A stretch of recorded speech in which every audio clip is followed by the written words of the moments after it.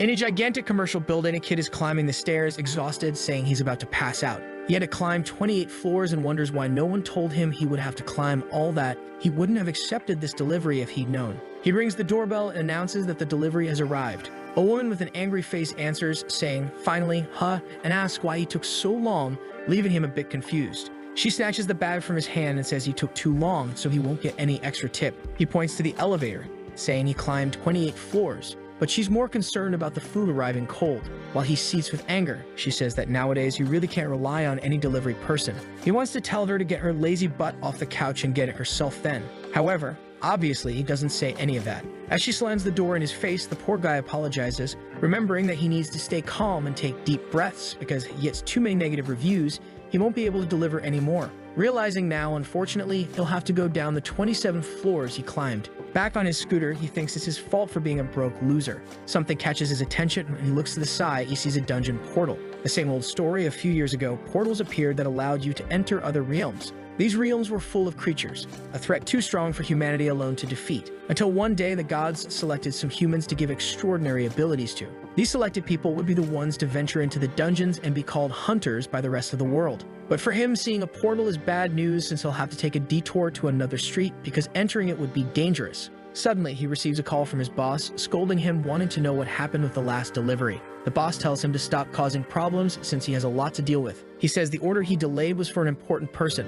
so he'll go a week without getting any orders. He tries to say something, but the guy has already hung up. He sees in the app's review section that the woman from the 28th floor threw the food in the toilet because she said it was old and cold. He wants to call the boss to explain what's going on, but is being ignored. Now the boy is screwed. He's already late on his rent this week. Staring at the gate, he just wonders why he can't be one of the chosen ones and live a peaceful life as a hunter. Exhausted, he just wants to go home and calm down. Until Harp plays on his phone, indicating he received a delivery request. That window surprises him since he had never seen it before. He decides to click out of curiosity. The phone emits a flash, and when he opens his eyes, he's in a place that resembles the heavens. He's scared, wondering where he is. Is this a dream? Or has he finally been chosen by a mystical being? Nothing has really happened yet, but he's already crying with emotion, thinking his life as a delivery boy is over. However, he then realizes that his phone still shows a delivery to be made and is even displaying a map. He's confused because the delivery says to pick up a nectar. With nothing better to do, he decides to accept. As soon as he clicks, the golden gate in front of him opens.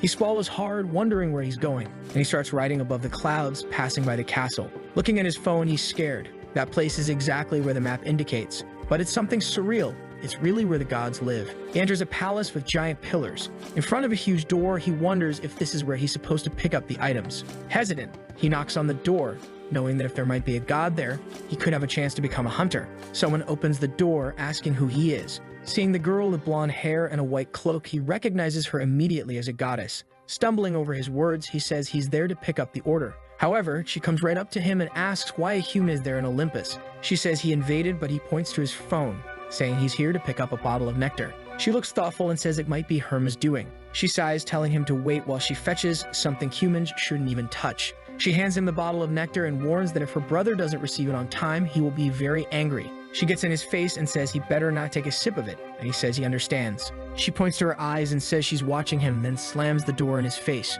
Once again, he's angry. What kind of nonsense is this? He thought he would escape the life of a delivery boy, but now he has become a delivery boy who will also be scolded by the gods.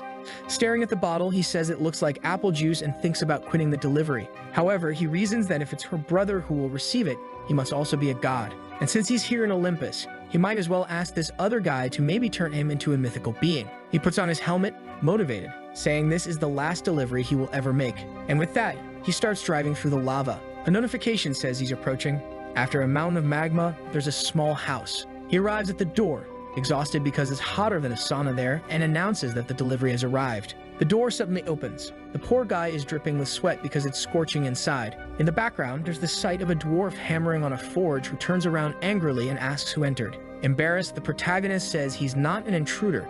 He's just here to make a delivery. The dwarf approaches him, eyes gleaming, saying it seems his sister sent this guy. The poor boy can't believe the two are siblings. They look nothing alike. However, at this moment, the dwarf notices he's not Hermes. Preparing his aura, he says the boy arrived there uninvited. The protagonist, embarrassed, says it was his sister who asked him to deliver this thing. The dwarf realizes the nectar bottle is full and tells the boy it's amazing he brought it without taking a sip. The boy says he's not that kind of thief. Of course, he wouldn't drink someone else's stuff and hands it over, saying the dwarf can take it. The dwarf laughs, saying the boy is very honest. A sip of that nectar would have turned him into a god, yet he felt no temptation. At this moment, the protagonist is confused upon hearing this, already thinking that if he had taken a sip, he would be a god now. He eagerly moves to open the bottle, saying his life as a delivery boy is over. However, something interrupts. The dwarf grabs it, takes off the cap. The protagonist tries to say something, but it's too late. The guy has already taken a big gulp. He throws the bottle on the ground, saying it's even better when you drink it all at once. The boy is devastated, while the dwarf says he hadn't tasted such fresh nectar in a long time.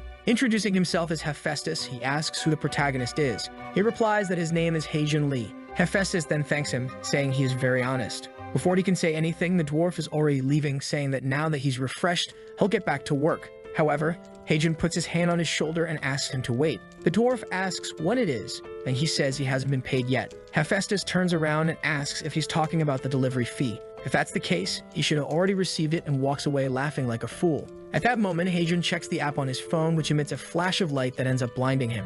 In his system interface, it shows 1,000 points. He is in bed, saying he's sure it wasn't a dream. As soon as he looked at the app, he was surrounded by light and was back on Earth. However, now this little screen is in front of him. He's angry, saying he has no idea how to use these points. He was face to face with a god, so all he wanted was to become the strongest S-rank hunter in the world. The system gives a notification and says that points can be exchanged for various items in the shop. He decides to accept because he needs to find some use for these points. The shop has everything from a golden apple worth 1,000 points to a motorcycle worth 100,000. He gets angry, saying nothing is useful and everything is too expensive. He starts scrolling through the shop looking for something he can use in a hunter's gate. However, he begins to realize it's useless. He won't be able to live this adventurous life until something catches his attention. At the bottom, there are 10,000 won, or about $10 for 1 point. If this is true, just with this delivery he earned 10,000. Hesitant, he decides to touch it. As soon as he presses, a 10,000 won bill appears in front of him and falls into his lap. He picks it up, and it feels very real.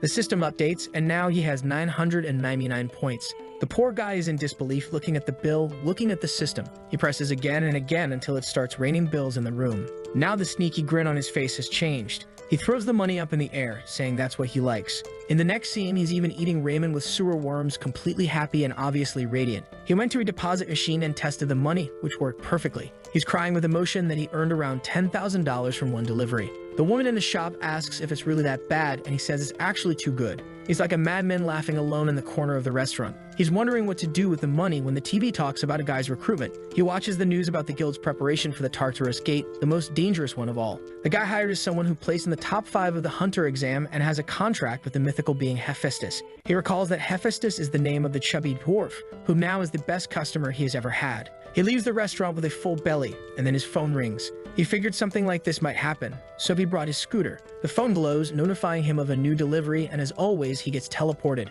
Once again in Olympus, he opens his eyes. But this time, he's in a gigantic botanical garden. He's wondering where to pick up the delivery when someone calls his name, Haejun Lee. A girl appears, introducing herself as the goddess Demeter. Haejun greets her, and she says she heard about him from her nephew. He asks who her nephew is, and she says it's Hephaestus. The poor guy thinks someone is messing with his family because no one looks alike. Radiant, she says that it seems he didn't drink any of the nectar and asks if she can trust him to deliver something. Of course, he says yes, he'll deliver anything. After all, it's easy money. He imagines that this time he'll receive something insane. Demeter activates an energy in her hand and creates a lunchbox. He's a bit confused, but she tells him to deliver this lunchbox to her daughter, explaining that unfortunately, the gods cannot leave their palaces without a good reason. Haejun didn't expect something so simple, but at least it will be easy. He's sure he'll deliver it, but suddenly she shivers and the entire garden around them rots in an instant. He looks around wondering what's happening, but she's already leaving, thanking him. He hopes there won't be any problems with the delivery or that it isn't a godly bomb.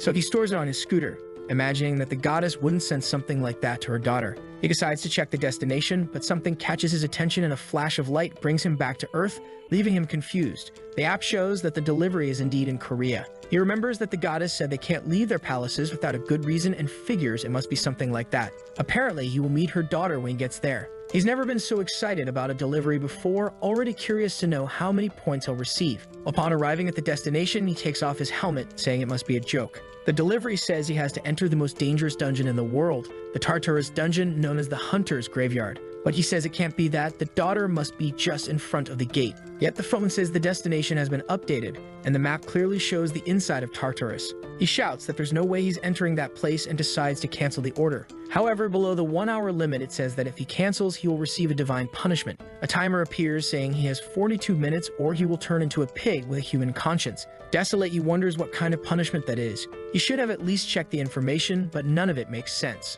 First of all, he can't get past those guards at the gate. The psycho starts thinking about all the foods made with pork. That's when the assistant window appears again, saying that if he needs any assistance, he can check the shop. He knows he has few points, so it wouldn't be useful. He starts planning to hire hunters to go in there. But in the shop for 800 points, there's a replica of the Kaini, a helmet of haze that hides the user's presence for 30 minutes. He says that this limited time offer stuff is nonsense and clearly just a way to drain all the points he has. But since he'll turn into a pig if he doesn't accept, he decides to buy the helmet, vowing never to take another job again. The helmet appears out of nowhere, and as he tries to grab it, it rolls away. What fool! Now equipped, he has 38 minutes to make the delivery. He easily rides past the guards who don't notice his presence, only sneezing due to the cold wind. He heads towards the gate, terrified since it's one of the most horrifying places in the world. But with no other option, he goes on. Hajin Lee, a 20-year-old delivery boy with no hunter's license, no mythical contract, no supernatural powers or physical abilities, defies all odds. He becomes the first person to reach the deepest part of Tartarus.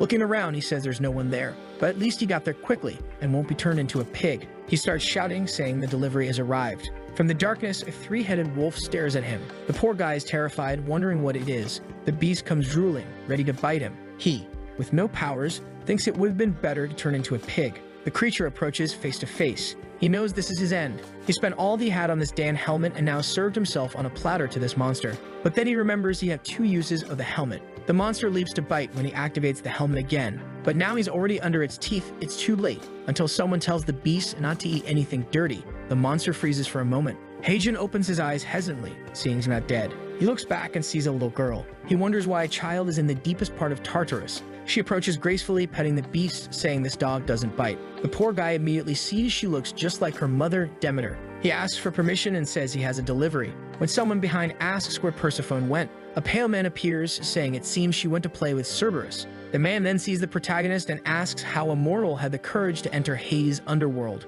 Embarrassed, the protagonist tries to explain but is already scared, having heard it's the king of the underworld. Hades says he's the first human to reach there in a long time since Orpheus. An aura surrounds Heijin, squeezing his neck. The poor guy can't breathe or speak. Hades says Orpheus went there to rescue his wife who had died, but the boy had come to steal his helmet. As soon as he grabs his hand, he notices it's a fake version. Persephone says they should listen to what the boy has to say first. With that, Hades releases Heijin, who falls, coughing. He asks why he entered this domain. Struggling to speak, he explains he came to make a delivery. Hades wants to know if it's a delivery for him, the god of the underworld. The protagonist says that's not the case, and he brought something that his wife sent for their daughter. They look at each other confused. Hades wants to know why he's making the delivery and not Hermes. Trembling, Heijin says he doesn't know why, but that's what he was told to bring. Persephone recognizes the lunchbox sent. Hades asks if Heijin didn't say it was his wife who asked him to bring it. The poor guy says yes. She asked him to bring it to her daughter. Persephone explains that it was made by her mother-in-law. The girl is all radiant, saying it arrived warm. But hearing this, Heijin wonders if the two are a couple. He points to Hades, saying he's disgusting and too old for. Whoops, he covers his own mouth, realizing he spoke without thinking. But Hades heard him clearly and tells him to repeat those words to the king of the underworld. The protagonist starts babbling, trying to apologize but trembling. Hades just stares at him and then starts laughing like a fool. The protagonist is confused, and Hades says he never imagined a human would have the courage to insult him, the god of the underworld. He asks Heijin's name, who responds while shaking. Hades warns that since this is the first time, he will forgive the insolence. However, if he does something again, he only needs to point a hand, and Heijin is surrounded by energy, understanding very well what will happen. With that, Hades says that the payment has been delivered and he can thank his mother-in-law for it. Immediately, the window blinks, and this time he receives 10,000 points plus an extra 5,000 from the god of the underworld. Hades even returns the helmet, saying he can keep the trinket. Heijin trembles and thanks him with a big smile. The scene changes to a man exhausted, facing a dragon. He prepares for combat. He is the captain of Team 1 and a combat-type hunter, Doyen Ha. He delivers a series of blows to the dragon, but it retaliates with a claw to his chest. However, someone else attacks from behind with an aura blade and the dragon notices. But the attack lands and the dragon rides in agony towards the sky and then falls defeated. The swordsman approaches Doyen and congratulates him, saying they finally conquered the first floor of Tartarus. This man is the guild master Yangwon and also ranks 3rd in the world. His name is Songjin Park. Everyone there is celebrating. He says it's a great day because their guild has now reached the deepest part of Tartarus. However, everyone is really exhausted. Seongjin thanks Doyeon, saying it's all thanks to him. Doyeon, emotional, says he's not that good. Everyone is hugging, saying they will stay together forever. Seongjin tells Erin to go easy on the dragon. She is ranked 17th in the world and says she understands. The boss says he knows she wants to collect many mana stones, but it's okay, no need to rush. However, she feels something. She dismounts from the dragon, warning that something is coming at high speed. The team stares into the void, knowing they are exhausted, and it will be very difficult to defend themselves. Seongjin tells everyone to prepare, and Erin says it's almost here. The leader warns that if things get tough, everyone should flee and will try to hold the monsters back. But the guys are emotional, saying they will fight with him to the end of the world. He smiles, but Erin warns it's arriving now. In the distance, there's the sound of an engine, and obviously, the shadow of a motorcycle with a helmet. Seongjin is shocked, wondering what the heck that is. Calmly, Haejin asks for permission to pass. Seeing the dragon, he says they are incredible, and he's glad they are there because the helmet's effect was about to end. He looks back and gives a thumbs up, telling them to be careful because from here on there are creatures with dark magic, and he speeds off on his scooter. No one in the guild has managed to say a word, so confused are they. The next scene talks about the number 150 million. If it were a measure in years, you would go back to the dinosaur era, a number close to the entire population of Korea. Normally, you get about $3 per delivery. He would need to make 50,000 deliveries to reach that total. But this is the exact amount he would receive if he exchanged his points now. The guy is grinning widely, right? He stared at that number all day. Of course, he was scared to death of turning into a pig. There was also a moment when he was almost eaten by a dog. Besides, he was almost strangled by the god of the underworld. Thinking about it, he suffered a lot to earn this money. But now he laughs. In the end, none of that matters because he earned a ton of money. And the weakest capitalist always wants more, obviously. He says from this moment on, but then his stomach growls and he realizes it's good to go eat something. Maybe a beer with fried chicken. Meanwhile, Seongjin was attending a conference. He's exhausted and goes out to talk to the members. Right after that, he has to talk to the president of the Hunter Association. The guy doesn't get a second of rest. Doyeon asks if he mentioned the delivery boy at the conference. He replies that he didn't. He prefers to keep it hidden for now since no one has any idea where that guy came from. They should have chased the guy to ask some questions, but everyone was exhausted and didn't know what to say. However, obviously, everyone in the guild is curious. The blonde says he was wearing a strange helmet and riding a scooter. Maybe it won't be too hard to find him. But Seongjin tells them not to worry too much since their goal is to conquer the dungeons, not to find out who the mysterious guy is. So he informs the two there that they need to make new weapons, so they'll have to go to the mining dungeon. Doyeon tries to complain but has no choice and asks what type of metal he wants. Seongjin thinks for a moment and says it's something called celestial metal. Meanwhile, our protagonist is eating his fried chicken. He was excited to eat until his phone rang. He jumped up, not wanting to miss any orders from the gods. He was hungry, but in a flash of light, he found himself surrounded by mountains, and right in front of him was Hephaestus' house once again. That's when he realizes he forgot his scooter and helmet. While he's wondering about this, someone is behind him. Suddenly, someone calls out to the boy, and he turns to see Hephaestus with tears in his eyes. Haejin asks why he's not inside the house. Crying, Hephaestus says he was expelled. Haejin is confused and asks what he's talking about. He explains that he was drinking and eating with his brother Dionysus when someone appeared, calling him dear and asking why he was drinking again. With that, the two were expelled and she said they shouldn't even think about coming back. Dionysus left immediately, but the little dwarf is abandoned there. Haejin says he understands but asks what he wants him to deliver. Desolate, Hephaestus says anything to drink or eat. Since he was expelled, he hasn't eaten anything. He implored, but even his sister didn't have nectar, and now only Haejin can save him. Haejin kind of understands but has no idea what a god eats or drinks. Lying on the ground, Hephaestus says if he could have some kind of meat with alcohol, it would be perfect. Haejin goes on his phone and tells him to wait a second. A flash of light happens while the dwarf is lying on the ground. He sniffs something until Haejin appears with the beer and chicken he had bought, saying he's happy to share. Hephaestus says he has no idea what that is, and our boy explains that it's a common combo in Korea. The sun is shining between the mountains and the dwarf is incredibly happy, saying he's never had such a refreshing drink in his life. He also thought the chicken piece was too small, but when he bites into it, it has the best taste he's ever had in his life. Haejin wonders if this guy is really a mythical being. The dwarf says he will give him a great reward and tells him to check his phone. At that moment, the phone rings, and when he looks, he's gained another 15,000 points from Hephaestus. The sneaky guy can't believe he earned $150,000 just for delivering some chicken. The dwarf even says that if he needs anything, just call. To him, this dwarf is the most lovable guy in the world, and he wants to hug him. He draws over affectionately when someone approaches. A voice calls out, "Dear," and they both turn. Haejin is startled. She asks why he's drinking again. "Man, what is this?" This is the goddess of plenty and density, everyone. The protagonist is moved to tears by her beauty, saying he's never seen anything so beautiful. He doesn't understand how she's married to that crying dwarf and why he suddenly falls to his knees. Hephaestus starts explaining that he's eating there only because he was expelled from home. She makes an angry face, saying it looks like he's completely right. The dwarf is shocked, and Hagen says he better apologize. She then calls Hagen by name and introduces herself as Aphrodite. She is truly the goddess of love, carrying such an immense amount of happiness. She apologizes, and Hagen says it's no problem at all. He's only there because he was hired. Hearing this, the dwarf asks if he can deliver something. He's unsure what to say, and Aphrodite says he seems to be an honest boy. Not motivated, he says they can count on him since he is the delivery boy of the gods. The dwarf liked this information a lot, but in reality, Hagen wants to deliver something for Aphrodite. Right. The dwarf then tells him to fetch some materials he needs for the forge. The location is right in his city, and what he's looking for is also the celestial metal. The next moment, he's already on his scooter, wondering if this is the right place. Once again in front of a gate, but this time for the Sure mines. Facing it, his heart races. He's in disbelief that he's entering another dungeon again. As soon as he saw the location, he went to check and found out it was the mines. He was thoughtful and told Hephaestus that he wouldn't be able to do it, explaining that the last time he entered a dungeon, he almost died. The dwarf asked why, and he said it was because he's not a hunter and can't fight. He only managed because he had a helmet that hid his presence, but now it's broken. Hephaestus said that if it's a broken helmet, just give it to him and he'll fix it.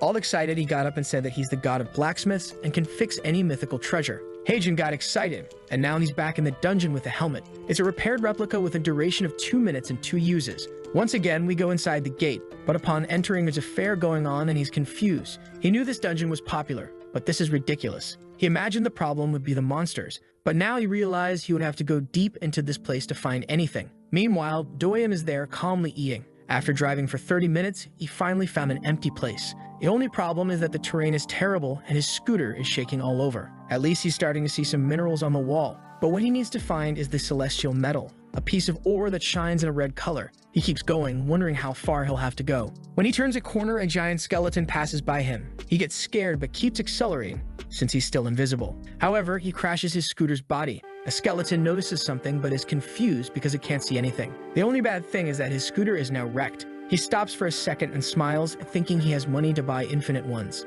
With that, he continues going deep into the cave, until, on top of a pile of rocks, he sees the celestial ore. He approaches, takes off his helmet, and smiles, saying he finally found it. The problem is how he's going to carry it out of there. He pulls from one side and kicks from the other, but gives up. What is he going to do now? But the system saves him and tells him to check the shop. Maybe there's something useful. As soon as he opens it, he sees a recommended item for 4,700 points. It's an explorer's pickaxe that can perfectly mine, but only once. But that damn thing, for the number of points, is costing 47 million. He remembers that at the entrance, you can borrow a pickaxe for 10,000. He leaves, saying he's not spending money here in a way. The problem is that looking at his scooter, it's clearly not in the best condition. Knowing that maybe when you make it back, the best thing to do is to take the risk. He already spent the 4,700 and threw it in his hand. Then he just needs to charge Hephaestus for it, and he strikes the ore with the pickaxe. Hitting the ore right on top, it magically detaches from the rock, and the pickaxe disintegrates. The ore rolls down the mountain, and he runs after it like a fool. He lifts the thing off the ground, but it's incredibly heavy. After struggling, he manages to throw it on his scooter, thinking it would be much easier if he could go straight to Olympus. But that's when a stone ogre appears behind him. He's without the helmet and gets scared. The creature roars, shaking the entire cave. In another part of the cave, Doyam was fighting some skeletons. Hearing the roar, he wondered what it was. He felt something approaching from the darkness and prepared to fight whatever it was. It was Hagen, accelerating and telling him to get out of the way. Doyam recognized him as the same guy from Tartarus, but the protagonist just passed by, telling him to run if he valued his life. He couldn't even say anything and the guy was already gone. At that moment, he heard something behind him. Turning around, the ogre was heading in his direction. He ran desperately, saying he wanted a ride. The scene shifts to Hagen screaming that he almost died again. Hephaestus says he's very good at delivering quickly, but our boy is cursing, saying he should have warned him it was so dangerous. The dwarf looks confused, saying there's nothing in that place that puts life at risk. Our protagonist tries to explain that the rock was also gigantic. The dwarf seems confused and he says he'll fetch it. With that, he brings the red block. He tosses the massive rock on the ground and asks Hephaestus to take a look at this gigantic thing he requested. The dwarf is shocked and asks what kind of abomination that is. The two stare at each other. Hagen tells him to stop pretending because that is the celestial metal he was asking for. Hephaestus tries to explain that's not what he meant and lifts the stone, saying he's never heard of such a large and pure celestial metal. Hagen is confused by what he said. The dwarf tells him to wait and shows him something. He comes back with a small stone, saying that was the largest piece he had ever seen before this one. He tells the protagonist that he's more incredible than he thought and really deserves much more than what he's being paid. He tells Heijin to take a look. Heijin is shocked while the dwarf is all excited about his rock. He was supposed to be paid 20,000 points for the delivery, but he received an extra 30,000 points for the size of the stone. He's dizzy, having received $500,000. The dwarf explains that he had to pay more because it would be ridiculous to take just a piece and tell him to take the rest back. Heijin falls to the ground and thanks him from the bottom of his heart. The dwarf tells him to get up, but the boy says he can't. His legs want to express their gratitude. The news reports about the earthquake that happened in the Suri mines. Xiangjun asks Doyen if he's really okay. He says yes, but warns that the mines will be closed for a while. Xiangjun asks what happened, and he says there was a giant golem there. And that guy who was at the Tartarus gate appeared again. The strangest thing is that the golems seem to be chasing him. Hearing this, Xiangjun starts thinking about recruiting the protagonist. Doyen says that if he wants, he can find him. He remembers the guy's bike and license plate, and also got the place's recordings. The leader thanks him, saying bringing someone like that to the guild would be very good. He's happy the guy wasn't hurt, and says that from now on, he'll handle these things. Radiant, Doyen thanks him and says he'll follow him to the end of the world, until Xiangjun asks if he got any celestial metal. Then both go silent. Meanwhile, Heijun sees 75,000 points on the screen and grins like a fool. Now with $500,000, he can finally start thinking about a new house. The money he's earning is a lot even for a very good hunter. The only problem is that he knows he's surviving on luck. He starts wondering if maybe there's something useful in the shop. He opens the store looking for something. The problem as always is that everything is extremely useless and expensive. The cheapest weapon costs $1 million.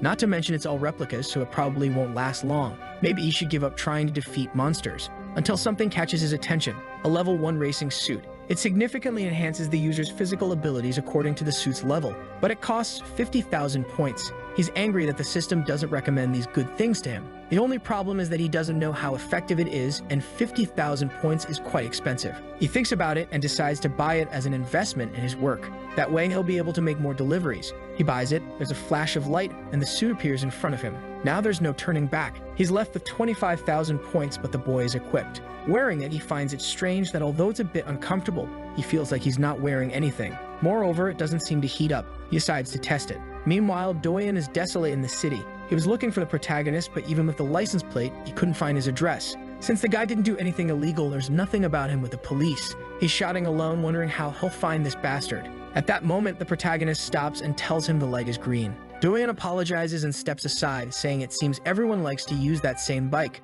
but then something catches his attention. The scratches on the side are identical to the guy's, and it's the same damn license plate. He shouts for Heijin to stop, but he's already accelerated. He tries to run after him, but can't. Seeing a taxi behind him, he gets in and asks to follow that bike. But the driver kicks him out, asking if he thinks this is a movie. With that, the guy leaves, abandoning him.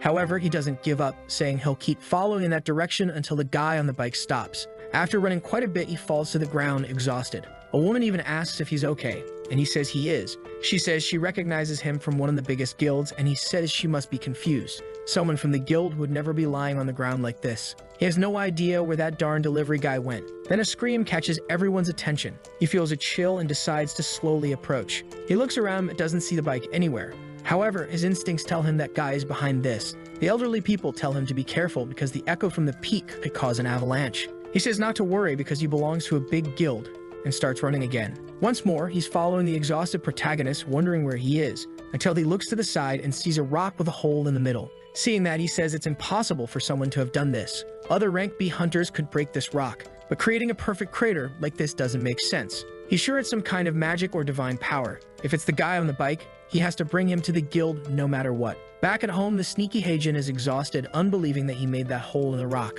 Not to mention, for a few minutes he could run faster than his bike. Now he's happy and feels confident to enter any dungeon. His phone rings once more, but instead of a harp sound, it's the sound of a Chinese instrument. He sees that the location is in Buxiang. Realizing he's not going to Olympus and it's probably a dungeon, he searches on his phone about dungeons in Buxiang. And obviously, as he imagined, there's one called Manhwa. It's a delivery without a time limit, so he's going to wait for his suit to recharge before doing it. What he didn't realize is that he was being followed. The blonde from the guild was keeping an eye on him. Xiangjun already knew everything Dayan told him. He said that if they spread hunters throughout that region, they would definitely find him. Xiangjun said it wasn't possible because they didn't have a picture of the guy, but Dayan told him to relax. He showed him a perfect sketch he made of the wanted guy on the bike.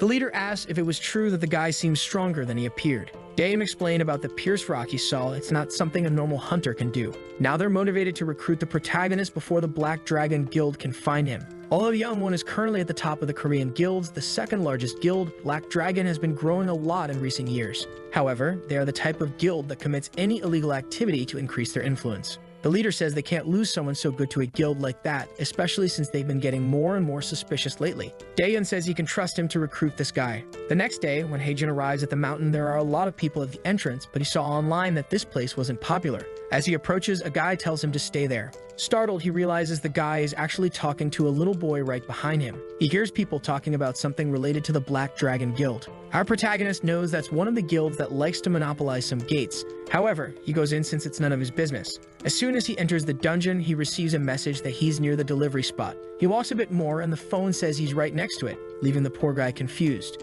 Then he looks to the side and understands they want him to climb to the top of the mountain. Remembering the stone golem, he gets scared. But now he has his suits, so he's confident he can handle any creature. He takes off his helmet and is prepared. But someone calls for the delivery man. A face on the ground calls out to him. Haejun is startled. It's the head of a monkey talking to him. The monkey tells him not to be so scared. Hasn't he ever talked to a monkey before? He's a bit unsure of what to say and asks if the monkey ordered the delivery. The monkey says a kid with a winged hat told him that if he wished hard enough, someone would appear to complete the request. Our protagonist wonders if that child with the winged hat is behind all of this. The monkey then says there's something he wants Haejun to fetch, and the protagonist says to just ask. The monkey introduces himself as the beautiful monkey king or the victorious Buddha. However, people want to call him, some like to say he's the great Sun Wukong. Haejun immediately thinks of Goku and approaches, asking why the monkey is stuck down there. Sun Wukong says he was punished just because he stole some peaches from the Jade Emperor's tree. All he wanted was a bite, but as soon as he touched it, he was imprisoned under the mountain. Haejun says he understands and asks what he wants him to fetch. Wukong says it's nothing too much, just follow the direction behind him and he'll find a pile of trash. There's a hidden box he wants Haejun to bring back. Haejun thinks about this and sees it 6 miles away. Since it's not far, he says he'll be back soon and sets off. However, the little monkey smiles slyly. In the middle of the forest, some adventurers wonder if that is the boss of Mount Huago. Sitting on the ground is a gigantic golem. A girl approaches and tells them not to be afraid. Guys, this is the master of the Black Dragon Guild, and she's very dangerous, carrying a presence that might rival Aphrodite's. Her name is Jua Han. She knows the Yangwon Guild managed to advance the first floor of Tartarus. However, if they can defeat this 8-trigram boss, they might be able to claim the top guild spot. She orders everyone to attack, and the blonde behind her gives the order for the tanks to march forward. However, the guys are hesitating, saying that thing isn't moving, but something feels off. As soon as one steps, a crater opens and the creature begins to rise. The monster is large enough to cast a shadow over the entire team. A roar from the monster makes everyone in the guild tremble, saying they can't fight that thing. But the blonde warns that anyone who deserts the mission will be killed by the guild. The adventurers say it's impossible to defeat such a creature with these lousy weapons. But at that moment, a redhead shouts for everyone to get into combat stance. If they don't focus, they'll be crushed now. The group hesitates but agrees and approaches. The blonde asks the redhead if she thinks the plan will work. She doesn't seem too concerned, saying she doesn't know either. In the forest, Haejun was riding his scooter until an earthquake started. Even some monsters were running from the same direction. Seeing the smoke in the distance, he knew it wasn't good. But since his suit was still on cooldown, he felt confident and decided to check it out. The adventurers were getting battered. One stomp from the golem and they were gone. The rear team tried to give support, but those arrows did nothing to the monster. The redhead, realizing nothing was working, saw a mage beside the leader telling her to do something since he was there to register, not to fight. But Jua says if everyone survives, it will affect her guild's reputation. The guy is confused but gets punched in the face, knocking him out. She says they're only there to help her conquer the place. Since no one could hear anything due to the battle, they kept advancing. The redhead used a jumping ability to launch himself at the golem and landed a direct hit on its head. He shouted to everyone that he created an opening and for them to attack. With that, everyone started surrounding the monster. After much effort, it fell to the ground. The team celebrated, saying that finally the attacks were working. They all cheered, saying they would get out alive. However, the golem suddenly reawakened. Some gears heated up and it started to rise again. Johan seemed excited that the boss was entering phase 2. It now looked bigger and stronger. From the back, Haejun observed everything, wondering where's the like button on this video, my friends? If this video does well, I will bring part 2, so activate the cheeky little bell, and I'm out.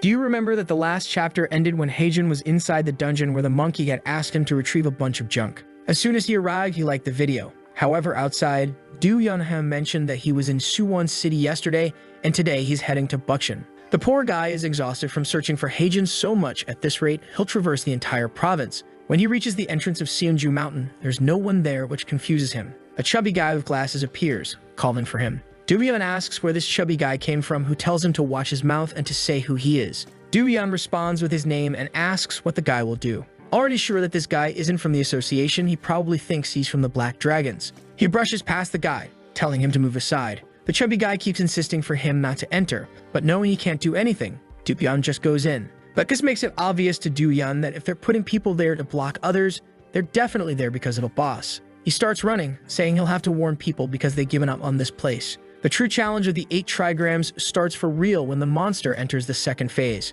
It was at this moment that Haejin was arriving there. Seeing the giant monster with a laser in its belly, he realized that was the junk the monkey had mentioned. Even with the suit, he wasn't confident he'd defeat it. Trembling, he wondered what he wanted to do now. However, he noticed a dense redhead with some guys nearby. He immediately recognized them as members of the Black Dragon Guild. The guys trying to quit were being dragged back into the fight while begging to leave that place. But strangely, the blonde guy jumped with the mage onto the monster's chest. This left Haejin confused, wondering what the guy's plan was. The Black Dragon guy started throwing the adventurer into the flaming core. The adventurer begged, saying he would die at this rate. But the guy replied that it was his fault for quitting the mission. And with that, he let the guy go. However, Haejin punched him in the face, calling him a bastard. The Black Dragon leader, looking beautiful and confused, wondered who this guy was. How could someone take down a B-rank adventurer with a single punch? Our boy saved the adventurer like a prince, even cradling him. In his arms, the adventurer thanked him for the rescue, but said it was risky to stay there. Haejin glanced to the side. He was between the boss and the entire Black Dragon Guild. Looking at the monster, Haejin knew he could just take the box and run, taking advantage of the distraction the others were causing the boss. But he couldn't do it. He told the guy not to worry, he just couldn't stand seeing someone die unjustly. The Black Dragon leader asked why everyone was standing still, while Haejin was certain it was all those damn people's fault. And now it turned into a mess. His suit still had 2 minutes and 17 seconds left, and he thought he had no choice but to go forward. The redhead was furious because she thought they were about to win. The bald guy asked if he should order the archers to attack, but she said no. She knew that before starting the battle, they needed enough wood. This is the key in defeating the 8 trigrams. In the middle of the transition from phase 1 to 2, the boss becomes immobile as he is now. At that moment, you just need to deliver some sacrifices to his chest and everything becomes easier. Then the bald guy said to take a look, and Haejin had just jumped, already higher than the boss. From above, something caught his attention. There seemed to be a crack in the head with a message to grab. He was sure that was the weak spot and went for a punch, which hit the big-headed guy dead on. The leader started trembling, wondering what that idiot was doing. At this rate, he would end up waking the boss. Because of this, she ordered everyone to stop him. She didn't care if he died or not, but wanted to somehow stop what he was doing. The people fired a bunch of arrows at the boss, and Haejin's suit had 1 minute and 31 seconds left. Punching the ogre's head, he asked for it to break soon. A window appeared saying danger had been detected, and his body seemed to dodge the arrows on its own. He was startled by this, wondering why those people were trying to kill him. The bald guy told the leader that the guy was strangely a dodge god. There were arrows even behind him that he was dodging without seeing, until one hit the ogre's eye. At that moment, the ogre trembled, and its eye glowed. The bald guy wondered if they would have to use everyone to stop that guy. Then he ordered the front line to charge. Haejin wondered when the boss would stop. It looked like the monster was wearing a wig of arrows, but then the ground beneath him began to tremble. The captain's fan fell to the ground as she knew they were now screwed. The creature's eye lit up, and now phase 2 was complete. Haejin started talking about how it was too hot up there, while the people below were trembling. The golem came to stomp on everyone, roaring. With one impact, the entire army was decimated. The bald guy asked the leader what they would do, but the master had no idea. She knew there was nothing more to be done there. Seeing the golem in front of her, she was sure everyone there would be turned to ashes. However, up above, Haejin hadn't stopped, delivering a series of punches to the monster's forehead. The master couldn't believe he was still alive up there. The problem was his suit only had 10 seconds left. He continued punching, and it went down to 8 seconds. At 5 seconds, he insisted, asking for it to break. 1 second remained. He delivered a punch, exploding the creature's head. When the smoke cleared, Do-yeon had just arrived and was in disbelief. Seeing the fallen boss, he wondered if the kid really had defeated it alone. In a way, Do-yeon felt a connection to Haejin because they seemed to have a similar fighting style, but he didn't imagine he would find that guy here. He ran toward Haejin, saying he needed to recruit him to the guild today. Down below, the Black Dragon guild members hadn't died, and Johan couldn't believe that loser had defeated the 8 trigrams alone. The bald guy asked for orders, and she said to capture him as soon as the smoke cleared. She was sure that even though he was strong enough to defeat it, he would be exhausted now, and she couldn't let someone who complicated the Black Dragon's plans get away. But an explosion happened in front of them. It was Do-yeon who greeted them. Immediately, the entire guild recognized him, and he said it seemed he was right to think they were behind all this, already understanding that their plan was to use the new recruits as sacrifices. Johan didn't expect him to show up there and ordered everyone to prepare for battle. She pointed in his direction and said he was now the target, and they better not let their guard down. Do-yeon was worried since there were many people there, and now he wasn't sure if he could win. What he wanted to know was where Haejun was. Then another guild member came to talk to her, saying they had a problem. She asked what it was. He sheepishly said that the guy with the helmet had disappeared. The poor woman in Do-yeon didn't know what had happened, and she screamed in desperation. Now he was screwed alone against everyone. He got involved in all of this without meaning to. Haejun fled with the helmet since he thought he was going to die. He almost woke up in Olympus, and it wasn't because of a delivery. The poor guy wondered why he helped those people since he wasn't even a hunter, and he said he had to remember never to make such a mistake again. But then something caught his attention. In the distance, he saw the city in Seongju Mountain. He wondered if the dungeon was disappearing because he had just killed the boss. Dungeons form when gates aren't completed after a long time. And when that happens, anyone can enter and kill the boss. But it's extremely difficult. Usually only registered hunters from the association can do it. But this time, a guy registered as a delivery man was the one who resolved the dungeon. The poor guy was praying this wouldn't cause problems and wondering why he got involved in this. Then he remembered. Back with the monkey, he said it seemed the boy took longer than he thought. Haejun, crying, explained that the request was impossible. The monkey told him to stop stalling and explain what happened. Haejun cursed, explaining that he had said it was just a piece of junk. But when he got there, it was a giant ogre that shook the ground with every step. Not to mention it had a laser that almost burned him alive. Kong said that was impossible and asked if the 8 trigrams had gone crazy, noting that it was a peaceful creature that doesn't move until someone hits it. Then the protagonist realized that if it weren't for the Black Dragon, it would have been easy. Now he was motivated to wipe the floor with their heads. How could those bastards dare to interfere with his deliveries? The monkey then said he realized from what he said that he probably didn't get the box. But Haejun said he did. Wukong asked how he did it, and Haejun said he exploded the monster's head and brought the box to Wukong, asking what the deal was. The monkey chuckled and began to go crazy, saying he was incredible. Even though he had defeated that creature in the skies, the monster here on Earth could still destroy any human. He asked for the protagonist's name, who responded. The monkey then extended his hand, saying that today he met Haejun Lee. At that moment, something burst out of the box. An explosion happened, and something came flying out. When he opened his eyes, the monkey was holding the staff, saying he owed him one now. And if it weren't for the boy, he would have been trapped in that place for years. Haejun recognized it as the golden staff. Wukong whistled and a cloud appeared beneath him. He warned Haejun that he needed to escape before the Jade Emperor showed up. With that, he flew away, saying they would meet again someday. Haejun was desolate, saying he didn't mind the guy fleeing, but he wanted to get paid. But then a sack fell on his face. Wukong said he wasn't stingy, and the payment was already done. What was in that sack was just a bonus for his hard work. Haejun asked what it was, but the monkey was already gone. A golden glow was emanating from the sack. He opened it, wondering if it really was just a bonus. Sometime later at home, Haejun was watching the news. They were talking about various allegations against the Black Dragon Guild. He felt relieved to know those bastards were exposed for everything they did. The guy he saved gave a statement saying that no one went there knowing they'd have to face the boss. The reporter asked about the individual wearing a helmet who saved everyone. Smiling, he said the guy appeared just when he was about to be incinerated, and he single-handedly defeated the 8 trigrams. He was sure they wouldn't have made it out alive if it weren't for the boy. Haejun smiled, thinking that in the end, his effort wasn't wasted. He thought he had done something crazy when his body leaped forward out of nowhere. But everything turned out fine and his identity wasn't exposed. But the most important thing was that he got paid. And now he had 95,300 points. He earned 70,000 just from this delivery. But the greedy part of him felt he deserved even more because of that boss. But for him, it was fine. After all, if he exchanged it, it would be $700,000 for one delivery. He could buy a crazy apartment. And he also received a gift he never imagined he would get, a piece of hair from the great Wukong. If you place it in your palm and blow on it, you can summon a clone of the King Wukong himself. Haejun was excited looking at it because it would be of great help. Lately, he had been going through a lot. Unexpected creatures kept appearing. Even if it was just a clone, it was still the great Wukong. Look at this sick face he makes imitating a monkey. For him, it was basically an extra life. And at that moment, he received another delivery request. He put on his jacket, put on his helmet, and was ready for another one. Meanwhile, in a hospital, a guy was running down the corridor. It was the guild leader calling out for Do-yeon. The guy seemed to have been beaten up by the guild and was in bad shape. Do-yeon asked what the leader was doing there. He was supposed to be in Busan today. The leader said he had already taken care of it and couldn't stay away. After all, it was partly his fault that Do-yeon was in this state. The boy responded that it wasn't the leader's fault. He misjudged the situation and got involved when he shouldn't have. He should have been more cautious with those Black Dragon bastards. Sung-jun was angry that those bastards had the nerve to attack someone from his guild. The right thing would have been to send Ah-rin along with Durian, but he promised that next time he would take those guys down himself. Then he asked Durian if he was feeling okay. Durian revealed that the doctors told him things didn't look good.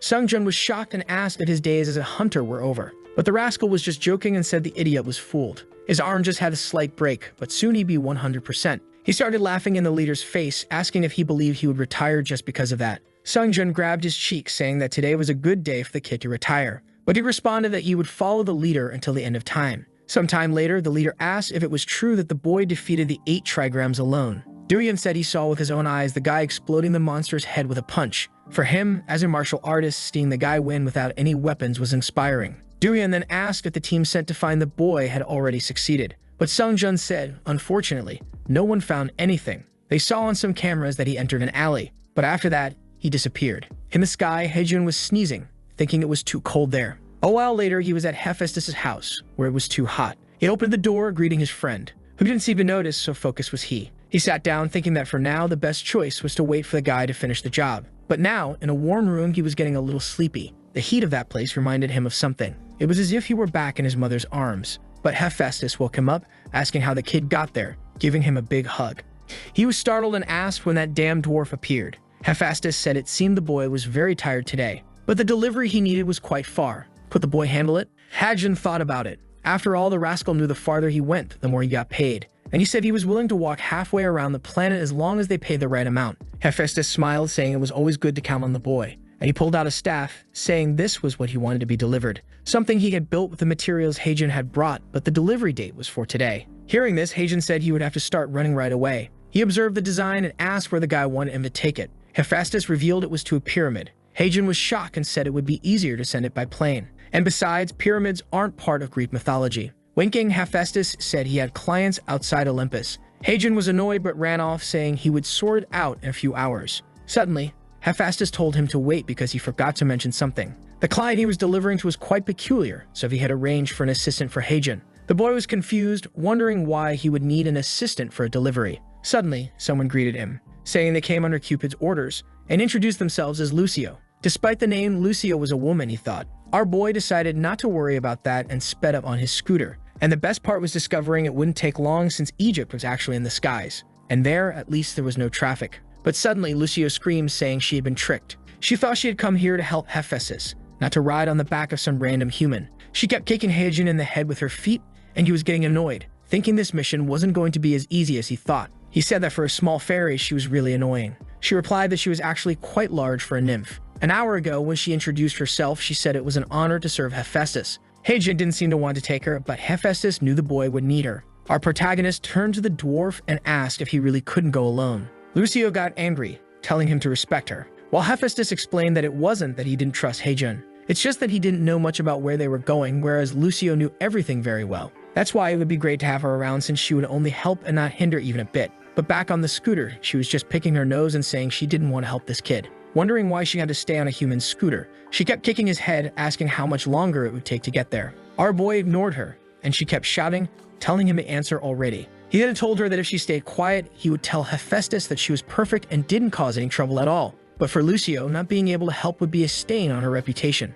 After all, she had studied her whole life, and her existence as a fairy was considered almost divine. She didn't want to accept that and was complaining to him, when suddenly a sweet fell into her mouth. She was startled and asked what he did. Haejun said she wouldn't shut up, so he gave her a sweet to keep her quiet. And if she stayed silent for the rest of the trip, he would give her more. For Lucio, who had never eaten a sweet, it tasted like divine angel food. She then told him he better not be lying, to which he said he always kept his word. Haejun thought the easiest way to handle a child was to give them candy, and now with her quiet, they only had 800 meters left to reach their destination. He enjoyed a few seconds of peace until he saw two eyes in the middle of a mist. He slowed down, but now they were both in the middle of a thick fog. Angry, he asked Lucio why she didn't warn him about this danger. She said it was his fault for giving her candy to keep her quiet. With that, he stopped the scooter and pulled her off, who was struggling, telling him to look. Behind them was a giant sphinx. It informed them that to pass, they had to solve a riddle. Lucio explained that this sphinx was dangerous because it devoured those who answered the riddle incorrectly. The sphinx was a creature related to Siphon,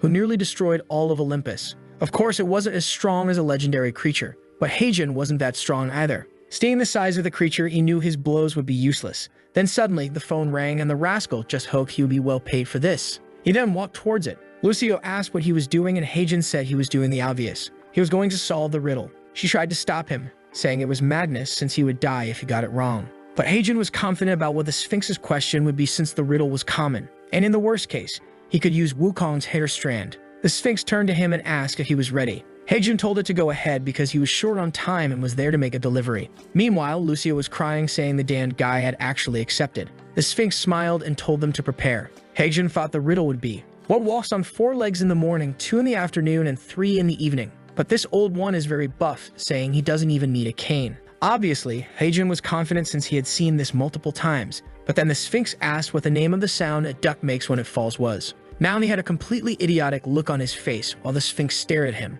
He asked what kind of duck nonsense this was. Lucio started thinking and was sure a duck makes a quack, but then she started crying, saying she had no idea what the word was for the sound they make when they get hurt. Being observed in a sphere, the last thing she wanted was to be eaten alive. The orb was watched by a woman in Egyptian clothes, who said those two seemed like very intriguing visitors. The Sphinx stared at them again, ordering them to answer the name of the sound that duck makes when it falls. Heijin had no idea. What kind of data joke was this? Then he remembered he was up against a Sphinx.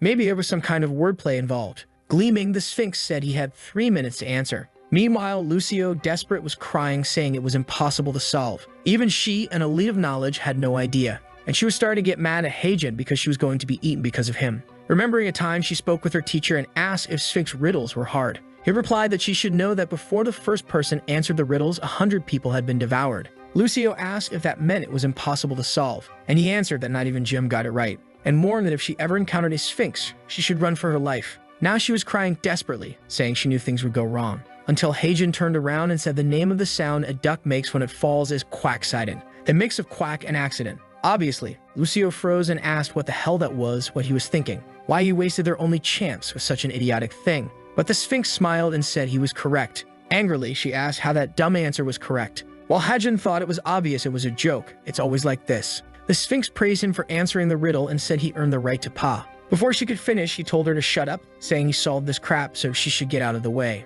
The Sphinx stood there, not understanding why this guy was so aggressive, and he then told her to come up with a better riddle because that one was garbage. The poor Sphinx stood there crying. He turned around and asked if she was really crying. She said no, it was just that a bit of sand got in her eye. Lucio was still in disbelief that he got it right, when Heijin told her to hold on because he was going to speed up. A while later, they seemed to have entered the passage, and Lucio called out to him a little insecurely. He asked what it was, and she said she wanted to apologize for what she said earlier. She said she was there to help him, but in the end, she only belittled him for being human. She didn't deserve to call herself a mega elite. Heijin responded that she didn't need to be so hard on herself. Compared to the cruel words he heard in the past, this was nothing. To him, it was like the annoying chatter of a younger cousin, so he didn't mind. Lucio seemed a bit shy at that and thanked Heijin. A while later, they were in front of the pyramid. Impressed by its size, not even Lucio could see the top of it. Heijin looked around. According to the map, they were in the right place. Then she pointed out something written nearby. They approached a box with Egyptian inscriptions, and she explained it said to ring the doorbell.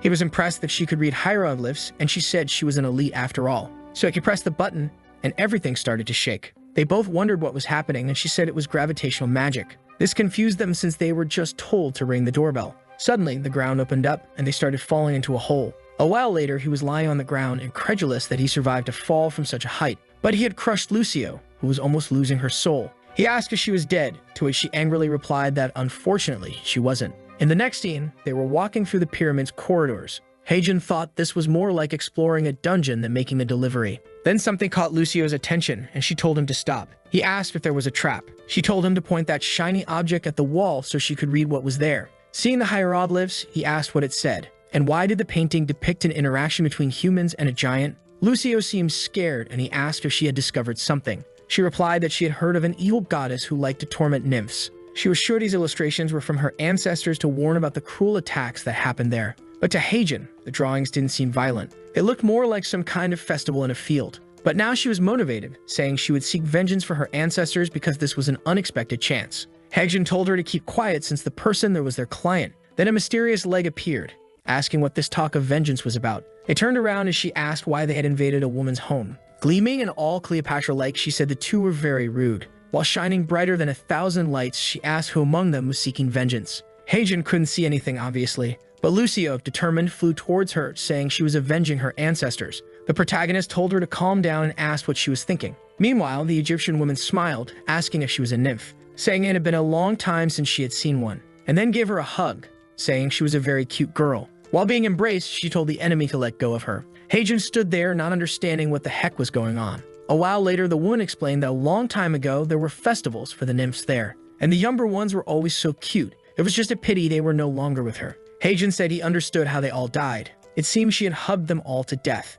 and Lucio was suffering there. The woman let her go, saying she couldn't help it when she saw something so adorable, while Lucio cried, saying she almost died. She asked Heijin why he didn't help her, and he told her to relax. They started arguing, with her saying he had said it was like having a cousin. So how could anyone let family die? The woman interrupted them, saying she would introduce herself. She was the one who ruled the two brightest lands. She was the divine reincarnation of the all-powerful Horus, a pharaoh. But the two didn't care about what she was saying and kept arguing. While they fought, Heijin asked what this pharaoh business was about. Wasn't it usually the king of Egypt? Lucio replied that he didn't understand anything, and there were two types of gods. Those who were like Cupid or Hephaestus, born as deities, and those who achieved divine status like the old lady in front of them. The pharaoh asked why she was being called old, and Heijin said he wanted to talk to her because he came to deliver something. She said she knew very well since she had been watching his entire journey. At that moment, the package began to move and flew into her hand. Observing the item, she said it was of high quality. It was truly made by a good craftsman, and the design was perfect. She then said that the delivery man Heijin truly lived up to his reputation. Now the poor guy was confused, wondering since when he had a reputation. But with the delivery done, he thanked her, saying if she wanted to give a bonus, she could just send it to his account. Lucio said it was shameful to work with someone so greedy, and asked if he had no personal respect. Heijin responded that respect doesn't put food on the table. It was with that money she didn't want that he bought the candy she liked. She got excited and said to make sure a good deposit was made to the account. The pharaoh said their friendship was amazing and assured them not to worry about payment. In the end, she was a generous goddess. He then received 50,000 for the delivery and another 50,000 as a bonus. Currently, he had 195,000 points. The rascal now had a total of $19 million.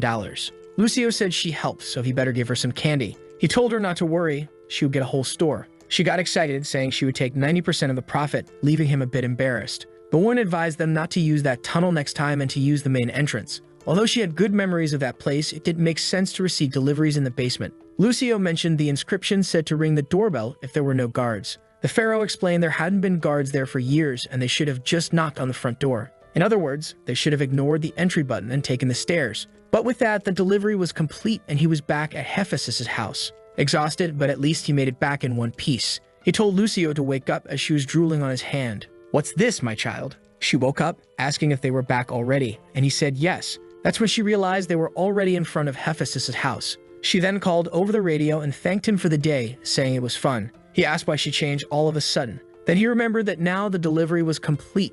It was time to say goodbye. Gleaming, he said it was great having her around even though she talked too much.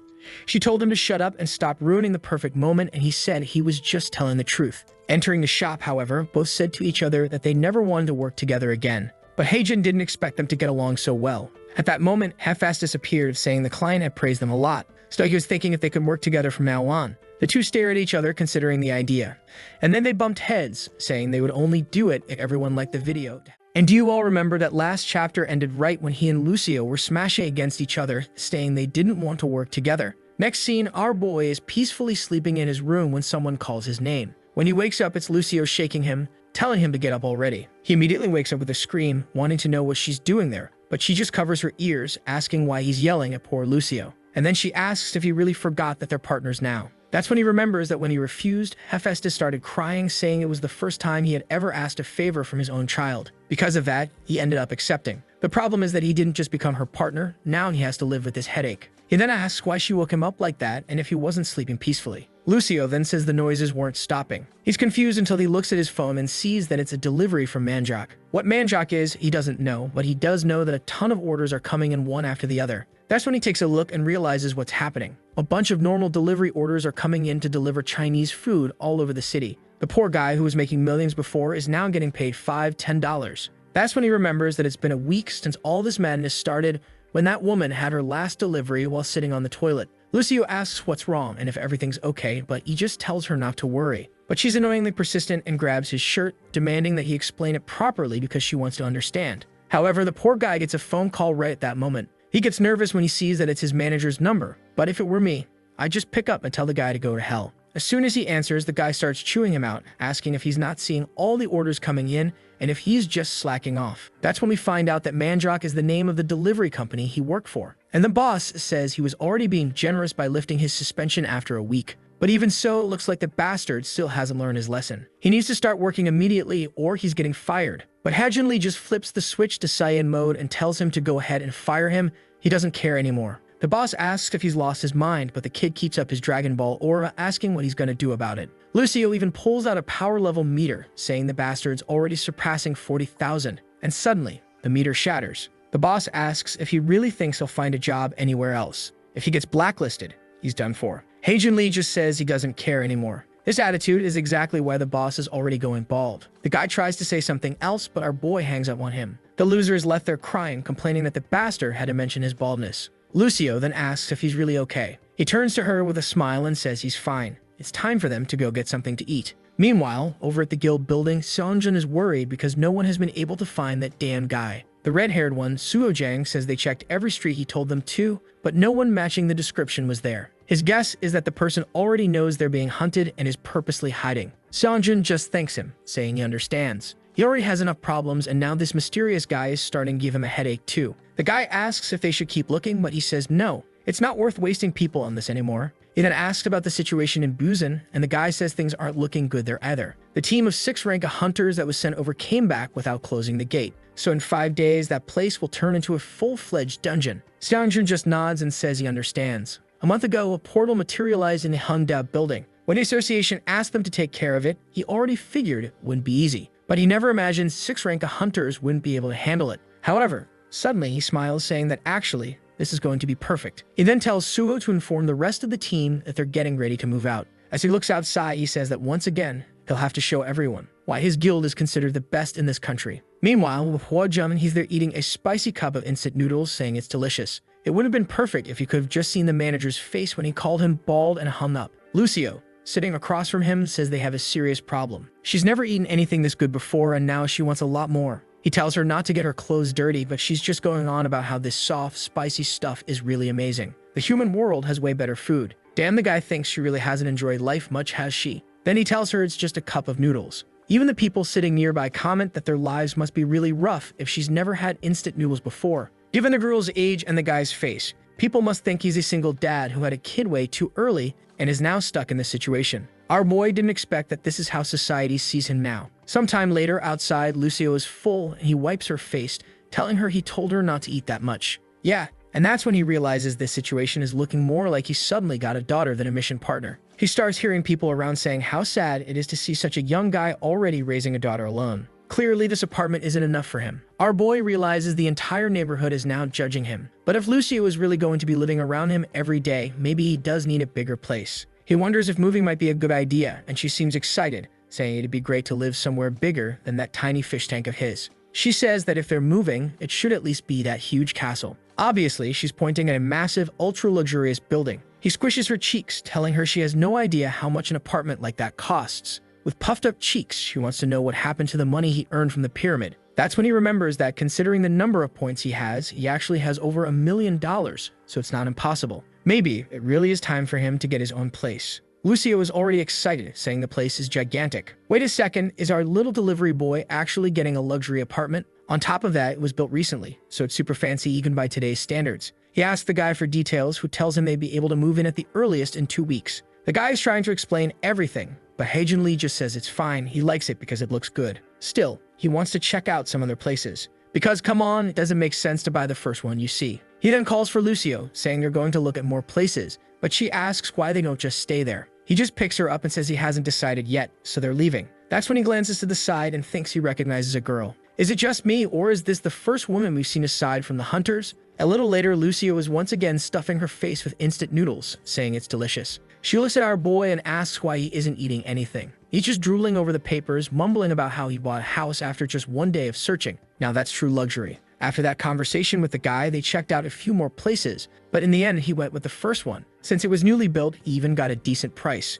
But the only thing stuck in his head now is that girl he saw when he left the apartment. Forget what I said. He just remembered he saw her at the Tartaru's gate, meaning she's a hunter too. He figures that since the helmet was covering half his face, at least she didn't recognize him. But there's something more important right now. Why aren't any more delivery orders coming in? Lucio says they did one recently, but he points out that was 2 days ago. She says 2 days isn't that long, but our boy is used to doing at least one delivery a day. She tells him to stop expecting things to always be that way. Greed never leads to anything good. Besides, he should have made plenty of money. Hae-jun-lee admits that yeah, he did, until yesterday. Before buying the place, he had about $19 million to spend, but just the down payment for this apartment was $12 million. If he starts calculating the installments plus furniture and living expenses for both of them, he realizes he spent way too much money. Lucio is shocked, saying that with the money he got from the pharaoh, he could have bought a castle in the divine realm. He just replies that he can't help it. Real estate in Central Korea is really that expensive. She wants to know what they're going to do, and he says that when you don't have money, you save. So no sweets for her for a while.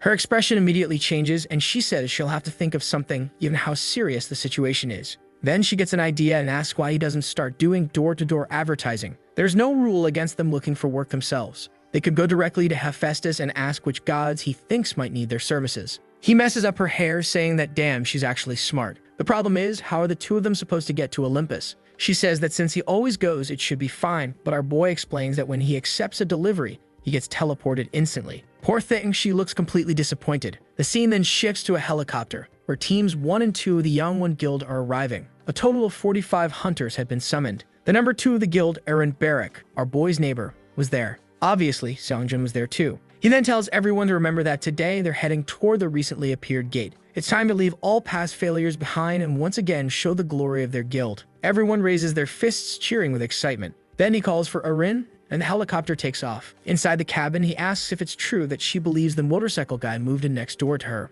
Man, the girl has a photographic memory and says yes. She's not entirely sure, but it seems to be the case. The poor guild leader is devastated after spending $1 billion resources searching for the bastard. He just moved in next to her. He asks if she's absolutely sure, and she says yes. Damn, this girl's a genius. At least now, Team 1 knows it'll be easy to find the guy. So the focus now is to take care of this gate. Meanwhile, Arin is thinking that this must be the person who soloed the 8 trigrams. Is she seriously excited to fight him one day? Come on, girl, I want romance. Not this crazy battle obsession. Back at Hephaestus' forge, our boy arrives. But unfortunately, this time it looks like he didn't come for work. The lights are even turned off. Lucio is freaking out, saying they should leave before they get punished for trespassing without permission. Our boy says there's no need for that, especially since she's the one who taught him how to get here. Still, Lucio insists, saying they're being extremely disrespectful by barging into someone's home when they're not even there. He realizes she's being a total hypocrite since she's the one who called the forge an old hag, which is way more disrespectful. That's when someone steps on his back and demands to know who dares to trespass on his property this early in the morning. Obviously, it's just Hephaestus, and our boy greets him. The god immediately comments that he doesn't remember requesting any delivery, so why is he here? Our boy, all cute, too cute for my taste, says he's here to ask for a little favor. The dwarf wants to know what it is, and our boy says that before that, he thought it'd be rude to come empty-handed, so he brought something impressive. The god asks what it is, and our boy proudly presents a fresh bottle of soju. He remembers how much Hephaestus liked the beer he brought last time, so now he brought something new to try. The god pretends not to care, but immediately tells him to just ask the favor. He'll help. Hae-jun-lee then asks if he knows any god or goddess who might be interested in a delivery service. The little dwarf thinks for a bit and says some names come to mind, but there are some details. The deliveries he knows of are extremely dangerous. But Hae-jun-lee is fired up and says no matter the job, he'll get it done. To him, nothing in this life is more dangerous than being broke. Hephaestus then says that since the kid thinks he's ready, he'll teleport him now. With a flash of blue light, Hae-jun-lee tries to ask which god it is, but it's too late. He's already been sent away. In the blink of an eye, he appears in a dense forest, completely lost. How is he supposed to do the job when the old man didn't give him a single detail? That's when the system suddenly alerts him. Danger detected. As soon as Hae-jun-lee turns to the side, he sees a glowing red eye staring at him. A massive, 3-eyed demon boar is charging straight at him. Hae-jun-lee braces himself, knowing there's no way in hell he can dodge in time. Until someone hidden in the bushes releases an arrow, hitting the creature square in the head, making it crash to the ground. Our boy turns around, asking what just happened and if that thing is really dead. That's when a familiar blue glow pops out of the bushes, all happy, saying, "Woo, that was close. Almost turned you into a human carpet." He's shocked. He didn't even know she came along. Lucia responds that the moment he disappeared, she teleported right after him. It was a close call, but she's impressed that he took down such a beast, one of the most feared creatures in this place. That's when Hae-jun-lee, still shaking, says he wasn't the one who killed it. Then someone behind them says, "That would be me." He hadn't realized there were other creatures in this area besides the wild boar. Man, I don't know why this old guy is showing off his shiny abs. but Haejin Lee, just like us, finds this dude weird. And the guy comments on seeing a human and a nymph in this place. Our boy is just staring because the top half is human, but the lower half is all horse. That's when his phone pings with a notification confirming he's arrived at his destination. Whoever this crazy old dude is, he's today's client. The old man then says that very few people ever reach this place and asks who they are. Lucio, the moment she sees that it's a centaur with a limping leg, calls our boy over and says she thinks she knows who he is. There was Jason, leader of the Argonauts. Achilles, the hero of the Trojan War. And the greatest warrior of all, the one who led Olympus to victory against the giants Hercules. All three of them were trained by him. He is Chiron, mentor of the greatest heroes. The guy immediately pulls out his bow, aiming at them, asking if she really just had the audacity to say Hercules' name in front of him. He already has an arrow locked in, asking if they have any idea how much suffering that idea put him through. Haejin Lee tries to explain that they're not here because of Hercules. They were sent by Hephaestus. That seems to calm Chiron down for a moment, until suddenly he fires a barrage of arrows at them,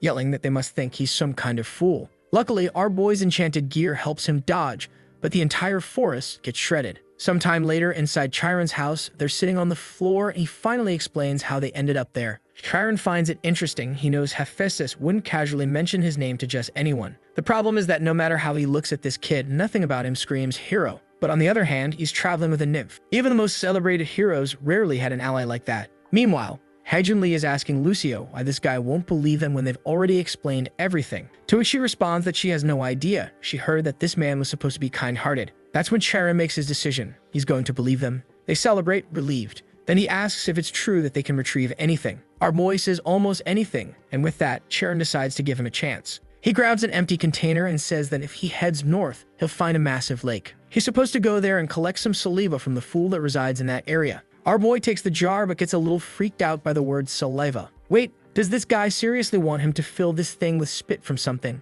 Chiron says that's exactly what he wants and asks if the boy has a problem with that. Haejin Lee thinks this is kind of a weird invasion of privacy but shrugs it off, saying they'll get it done quickly. Of course, he's not about to miss a chance to make some cash. Chiron watches, thinking the kid is an idiot for heading to that place without worrying about the dangers lurking there. At the same time, though, it's the perfect way to see if he's trustworthy. If he manages to complete this task, then the next mission will be the Frozen Mountain, an impossible challenge for humans. But he's confident the kid won't even make it to the cave. That's when Haejin Lee activates his suit and launches into the sky. Chiron just stands there, looking like a fool as our boy flies away with Lucio in his arms. After using the suit so much he's already getting used to its effects, he can now maintain his speed and reach the cave in one go. The ascent is fast, and in just a few seconds, he's already standing right in front of the cave. He deactivates the suit, leaving 32 seconds of flight time saved. Lucio, on the other hand, is completely dizzy and about to throw up. As they step inside, Haejin Lee says that now that they're here, it's time to collect that saliva. The problem? They walk and walk, but there's nothing in sight. He notices that Lucio is sweating cold, and he starts getting worried. Lucio,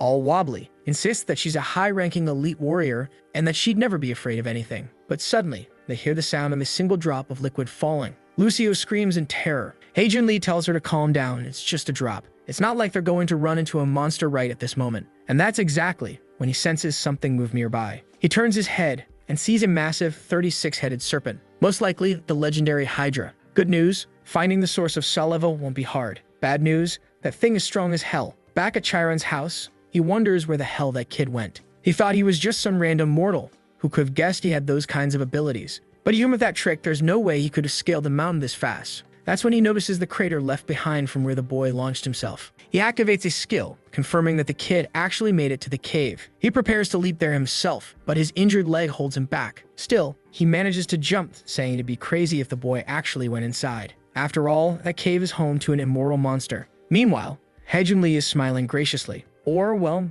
not really. He knows his chances of dying are ridiculously high. A second later, he's sprinting for his life with Lucio in his arms, cursing Chiron for setting them up. Sometime later, the Hydra is scanning the area looking for him. He's hiding behind a rock, whispering that they just need to wait until it falls asleep. But Lucio is shaking and says she knows all about this terrifying serpent. The creature standing before them is a Hydra. She asks why the hell he took this request from Chiron. He says it's not his fault, as if he would have accepted if he knew this was the monster. That damn centaur tricked him with the way he worded it. If only he had his helmet, you have a chance. But right now, he's completely trapped. That's when a notification window pops up. In case of emergencies, you may use the teleport service. It's not a teleport for himself. Instead, he can spend 5,000 points to transport items from the shop to his current location. The problem? 5,000 coins cost $35,000. He bought that helmet replica for just 800 points. This is daylight robbery. But he doesn't have much of a choice. His life is worth more than that. So he grits his teeth and spends the 5,000 coins. The helmet materializes in his hand. Lucio is stunned, asking how it just appeared out of nowhere. Heijun Lee sighs and says, "What disappeared was my damn money." He puts on the cursed helmet and says, "All right, Hydra, open wide."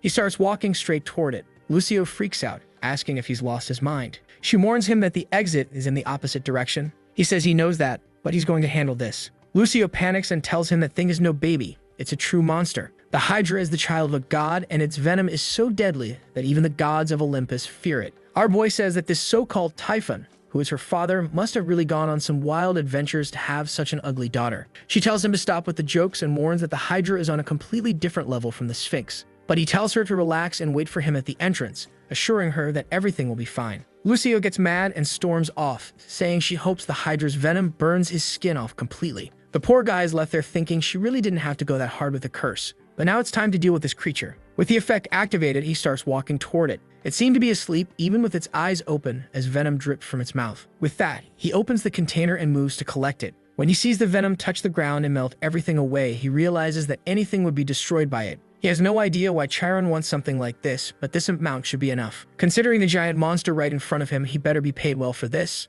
That's when suddenly, the entire cave starts shaking. The ceiling looks like it's about to collapse, and he has no idea what's happening. An earthquake is shaking the entire cave, and the worst part? He dropped the container. Yeah, now he's screwed. His hand is literally on the Hydra's eye, and he's wondering how the hell he's supposed to steal saliva now. The monster seems to be staring right at him, and he lets out a scream. But actually, it was a mental scream. He didn't say anything out loud. With that, he covers his mouth, telling himself to stay calm as long as he's wearing the helmet. There's no reason to panic. That's when someone asks what's going on. A voice says that it smells the decaying flesh of spirits from the underworld. It's a scent it hasn't smelled in a long time, and it wants to know if the boy was sent by Tartarus. Heijun immediately realizes that he was located by scent. The voice tells him not to be afraid, saying it knows he's wearing Hades' helmet, which hides his presence. Our boy sees that there's no point in pretending anymore. And then the voice asks why he came to find her. Sweating cold, Heijun knows there's no way in hell he can say he came here to steal saliva. The snakes keep asking why he's there, and one of the larger heads says it looks like he was sent by Hades. They start arguing among themselves, and then the voice demands to know why the boy isn't saying anything. It better not be that he came all this way just to wake her up for no reason. That's when our boy improvises and says that he's just here to check on her. He removes the helmet and says he came from Tartarus to see how she's doing. The girl seems surprised by this. She then says that it looks like Cerberus must have sent him. Heijun quickly agrees, saying, "Yep, exactly, that's the one." All awkward, he stammers that Cerberus wanted to say he hasn't seen her in a while and was wondering how she was doing. The Hydra replies that she never imagined that bastard would actually care about his older sister. After over 1,000 years of not speaking, she never thought this day would come. That's when Heijun freezes. Guys, the Hydra is a highly dangerous creature with some serious attributes. Stay alert. Meanwhile, outside, Lucio is fuming, crying from frustration. No matter what Heijun does, there's no way he can win against the Hydra, so she has to go down the mountain and call for help. That's when on her way down, she runs into Chiron, who wants to know why she's alone. She immediately tells him that Heijun is facing the Hydra. Chiron face-bombs, saying he never imagined the boy would go all the way into the cave. She asks for help, but he says that even he, a divine being, has no chance against that thing. She demands to know what they're going to do, while Chiron is just thinking to himself that he should have sent the kid home instead of trying to test him. He lets out a sigh and asks her to show him the way. She asks if he's sure, and he replies that there's no way in hell he's letting the boy die because of him. Meanwhile, in the cave, Heijun is in shock. He never imagined that the Hydra had a human form. The Hydra replies that it looks like he was startled by her appearance. She explains that she hasn't been able to take her true form since she was trapped there. Not even her brother has ever seen her like this, so it's normal for him to be surprised. Heijun is sure that when she says brother, she's referring to Cerberus. Glowing softly, the Hydra asks him to tell her how her little brother is doing because she really misses him. He simply says that her brother is doing great. He gets to eat 3 meals a day, is working hard, and is happy with his progress. Of course, he's not about to reveal that Cerberus is now Persephone's pet. The Hydra smiles and says she's relieved to hear that. Heijun quickly waves goodbye, saying that now that his job is done, he's leaving. But just as he turns to leave, she tells him to stop, and he immediately freezes. She then says that if he came all this way because of her little brother, he can't leave empty-handed. Heijun's body won't move. He turns back all stiff, saying there's really no need for that. But she's already flicking her tongue dangerously, insisting. Then she turns around and tells him to take something. She tells him to take the differently colored scale on her back. Our boy is hesitant, not sure why she wants him to have it. But she simply tells him not to worry, saying that her scales hold magical power that will aid him on his journey. He figures it's probably similar to the strands of hair Wukong gave him. At this point, he's already convinced, thinking to himself that there's no way he's turning down something like this. Staring at her, though he's afraid he'll be turned to stone. To ensure his safety, he activates the suit for a second and yanks the scale off her back. The problem is that the suit isn't great for short movements, and he ends up crashing to the ground. He's grinning with the crystal in his hands, but clearly the Hydra is not amused. She congratulates him, says she thinks the boy is pushing his luck, but since that's the case, she won't turn him down. Damn, she just challenged him to a fight. Our boy scrambles up, all awkward, saying it was an accident. Meanwhile, Chiron is shaking, trying to comprehend what just happened. He shouts, asking if the boy defeated the Hydra. From the Centaur's point of view, our boy is radiating an aura while the Hydra is lying on the ground, completely wiped out. Lucio is beating from Chiron's back, hugging Heijin, saying she's so happy he's alive. He glares at her and says he told her to stay outside because it was dangerous, but she pouts and says she was scared. While they're bickering, Chiron still can't believe that a human defeated the Hydra, something even Hercules struggled with. Hephaestus had really sent someone remarkable. Heijin then turns to the Hydra and apologizes, saying they're being loud. She says it's fine and asks if the nymph belongs to him. He immediately denies it, saying she's more like the kid from the neighborhood. The Hydra smiles, saying their relationship is quite interesting. She then turns to Chiron and says it's been a long time since they last saw each other. He really had aged a lot, and not even his immortal body could win against time. Or perhaps it was her venom finally wearing him down. Heijin is confused and wonders if something happened between them. Lucio giggles and says he really doesn't know anything. Their story is well known. It involved Hercules, an arrow coated in Hydra venom, and the end of Chiron's immortality. But that was all an accident. On the battlefield, countless centaurs lay dead on the ground. One of them was Chiron, an arrow lodged in his leg. Maybe it wasn't an accident. Maybe it was karma. The price he paid for raising the monster that was Hercules. At Olympus, standing before a throne, someone called him Chiron the Wise, and asked if he truly wanted his immortality removed. Kneeling, Chiron said yes. He begged Zeus to remove it. He could no longer bear the pain. Zeus paused for a moment, then said, "Very well." As a token of gratitude for training so many heroes, he would receive an astrological sign. Chiron wanted to know what that meant, but Zeus simply said, "You will not die. One day, you will understand." The centaur tried to argue, but it was already too late. That was the day his life as Chiron the Wise ended, and he ascended to divinity, becoming the commander of Sagittarius. From that day forward, he became Chiron the Mythic. Back in the cave, the Hydra says that her venom is a death sentence for any creature. That's why she's so impressed that he's still alive. He must be using every bit of his mythical power just to stay standing. Poor Chiron is clearly struggling and says that her tongue is still as sharp as ever.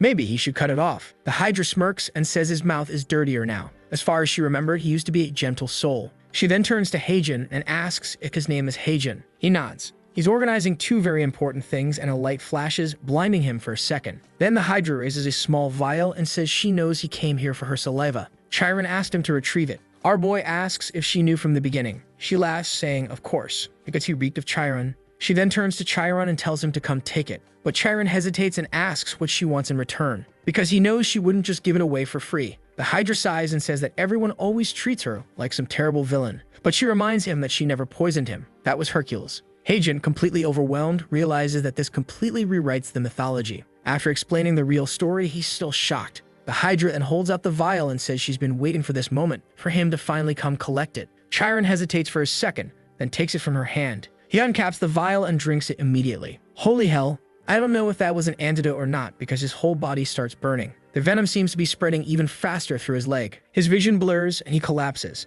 Seeing this, Heijin freaks out and asks what the Hydra did. That's when he hears a laugh. Chiron is on the ground crying in joy, saying that his leg is finally normal again. For 3,890 years, he had endured that pain in the world of mythical creatures. He had long forgotten what it was like to live without agony. The Hydra, all gentle now, pats him and says she can only imagine how painful it must have been to live that way. Heijin and Lucio rush over, calling out to him. Sometime later, at Chiron's house, they're sitting around wondering why he's taking so long. Maybe the old bastard doesn't want to pay them for their hard work. Lucio, though, tells him to stop accusing an honest person like Chiron. Heijin deflates. He probably doesn't even deserve to get paid, since it was the Hydra herself who handed over the saliva. The poor guy sits there feeling like a complete fool, realizing he has no argument. That's when Chiron opens the door and apologizes for making them wait. It took way longer than he expected to find what he was looking for. Our boy was about to call him out for taking so long, but Lucio covers his mouth and says they were waiting patiently. She asks if he was looking for his bow, and he confirms. This bow was originally meant to be given to Hercules. However, he believes it's more suited for Heijin.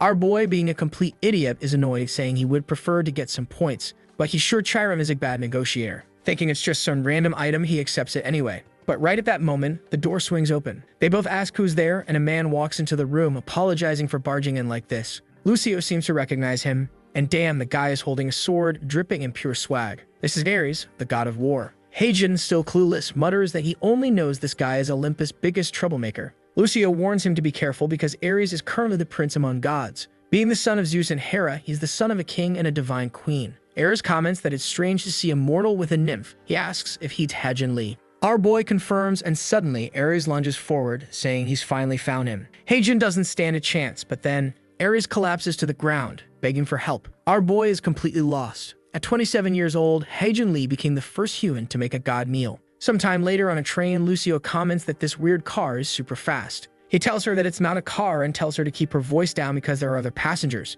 Our boy is exhausted because he just finished one job and is already on another. That's when a notification pops up on his phone minus 100,000 coins from Chiron plus a 100,000 bonus. Heijin's fatigue vanishes instantly until the guy sitting behind them tells them to stop yelling. Lucio laughs at him for getting scolded, but our boy doesn't care. He just made $1.5 million.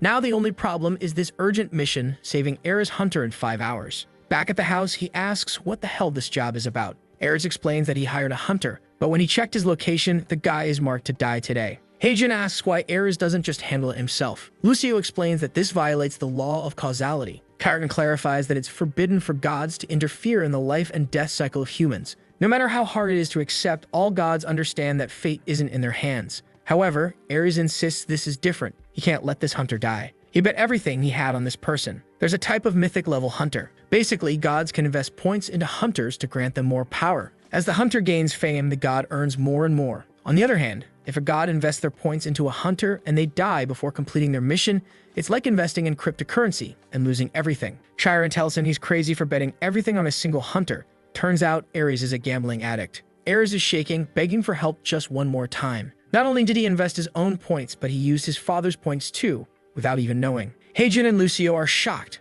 because if Ares is talking about his father's points, that means he just wasted Zeus' entire fortune. Back on the train, our boy mutters that he's not a miracle worker. How the hell is he supposed to protect a hunter, that mythic level talent? On the other hand, since this is an urgent request and Ares is paying, it's bound to be worth it. Lucio asks where they're heading, and our boy shows her the ticket to Busan. Inside a cave, monster corpses are scattered everywhere. Seongjin yells for everyone to get ready. The next wave is coming. The entire guild goes on high alert as the beasts charge in. But damn, Seongjin cuts through them effortlessly, like slicing butter. Could it be that this bastard, who has all the mythic points, is just mowing down enemies like nothing? The problem is that no matter how many monsters they kill, the waves seem endless. Erin, our boy's future waifu, is also there, slicing through them all. Seongjin asks how things are looking, and she says that for now, at least the back of the cave is clear. He tells them to use this chance to catch their breath. Everyone sits down in the cave resting. The leader wants to know how far they are from the boss. A teammate says they should see the door soon. Even though they were struggling, it's impressive that they made it this far in half the usual time. Seongjin then says he heard that 6 rank hunters had to retreat, so the boss must be insanely strong. A teammate explains that the boss is a 10-meter tall creature. The group would have stood a chance if they encountered the boss at full strength. The problem is, by the time they find it, they'll all be exhausted. Seongjin commends them for falling back and calling for backup. Then he stands up and says it's time to keep going, because he wants to get home as soon as possible. The group walks forward, stopping in front of a massive door. They know the boss is right behind it, and everyone gets ready. As the door begins to open, Seongjin tells the tanks to take the lead. Inside, they find themselves in a cavern even bigger than the last one. The strange thing, however, is that there's nothing in the room. They look around confused, wondering what happened because they're certain this is the boss room. Suddenly, a few drops fall onto Erin's clothes. She wonders why water is dripping from the ceiling and looks up. Her expression immediately changes and she yells for everyone to retreat. But too late. A wave of purple liquid rains down on them. Seongjin shouts for her. But at that same moment, several adventurers start getting pulled away. He turns to the guy who gave them information and demands to know why everything is different from what he described. The guy starts trembling and suddenly tentacles burst out of his mouth as he whispers that he brought everything his mother asked for. At that moment, it's clear this was a trap. Above them, a massive gelatinous creature covered in countless eyes stretches its tentacles downward. The scene shifts to a beach. Our boy and Lucio are standing there staring at the portal he has to enter to save, well, whoever it is. Yeah, like it's some NASA-level secret. We all know who it is. Lucio, frustrated, demands to know why she can't go with him. He explains that she needs to be realistic. This gate is the second biggest after Tartarus. He knows she's mad because he nearly died yesterday, but the problem is he only has one helmet. Then he gets an idea and hands her some cash, saying she can use it to buy all the sweets she wants. But Lucio throws the money in his face, saying she's not that easily bought. He shrugs, saying that's a shame, because with that money, she could buy 50 pieces of candy. Her expression immediately changes upon realizing just how much that is. While she's processing that, he steps into the portal, telling her to remember, if she meets a stranger, send them away. A flash of light, and he finds himself inside the dungeon. As he walks, he notices that this time it's some kind of cave. He steps on something gross and wonders what it is. That's when he notices a pile of dead monsters up ahead. Now it makes sense why the people inside are in danger. There are way too many monsters here. The problem is that now he's here too, and he'll have to get through all of this. If he had his motorbike, it would be easy, but it's not here. Not to mention, his suit is still on cooldown. It's been 10 seconds since he entered the dungeon, and he's already out of options. That's when the shop menu pops up, reminding him that he can always buy something in an emergency. For a second, he gets excited. But when he checks the store, his motorbike costs 100,000 points to summon.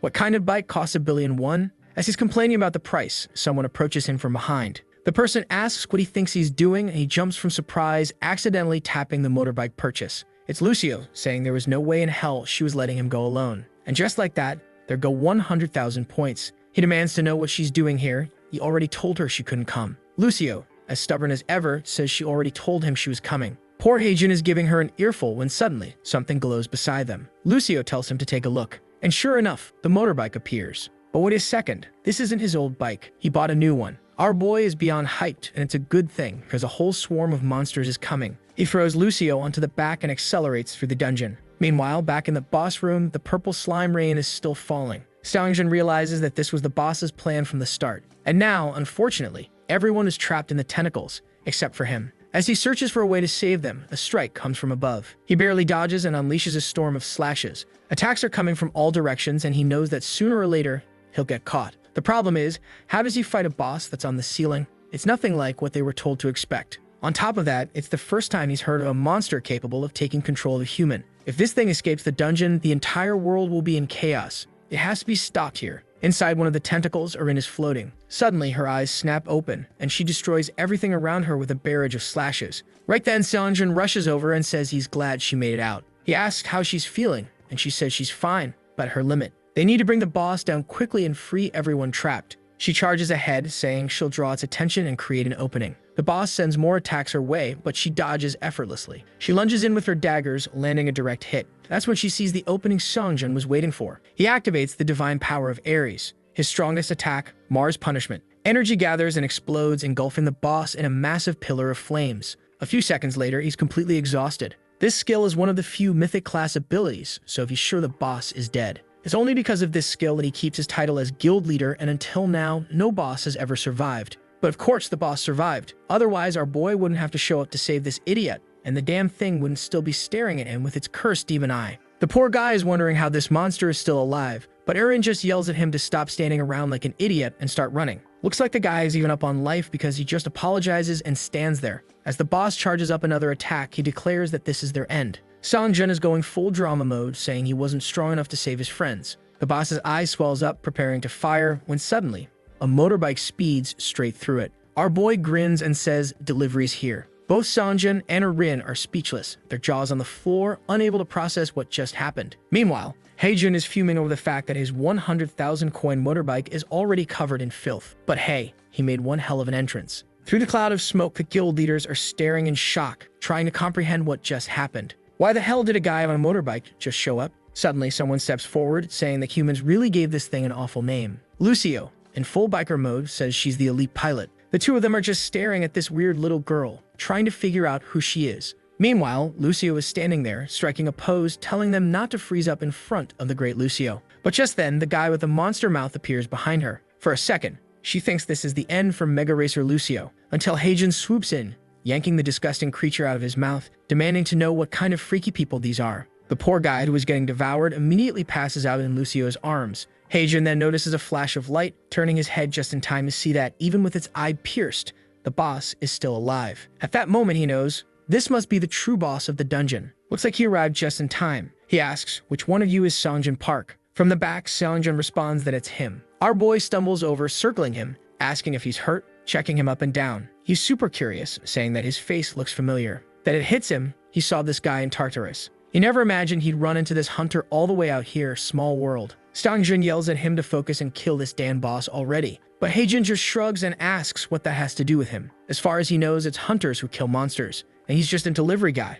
There's no way he's fighting. The truth is, his suit is still on cooldown, so he literally can't do anything right now. That's when Erin's expression changes, saying she didn't expect him to be the kind of person who plays with people's lives. He tells her to chill out. All he's saying is that Seongjun should be the one to kill this boss, not him. Obviously, Seongjun thinks that's insane. He doesn't even have a weapon anymore and is completely exhausted. But that's when Haejun pulls out his phone. Delivery's here. The weapon of Ares, the one he brought with him. As a radiant glow fills the room, both Seongjun and Erin shield their eyes, trying to understand what's happening. Seongjun's eyes widen as he sees the legendary greatsword manifest before him, a sword believed to exist only in myths. The ender of wars. Our boy turns to leave, saying that his job is done. But Seongjun calls after him, asking who sent this sword and how he can just walk through dungeons if he's not a hunter. Haejun turns back, his arm glowing with divine energy, and says, "You can call me the Divine Delivery Man." Hopping onto his motorbike, he adds, "We'll talk later, bye." Seongjun is completely lost, trying to figure out who the hell this lunatic is.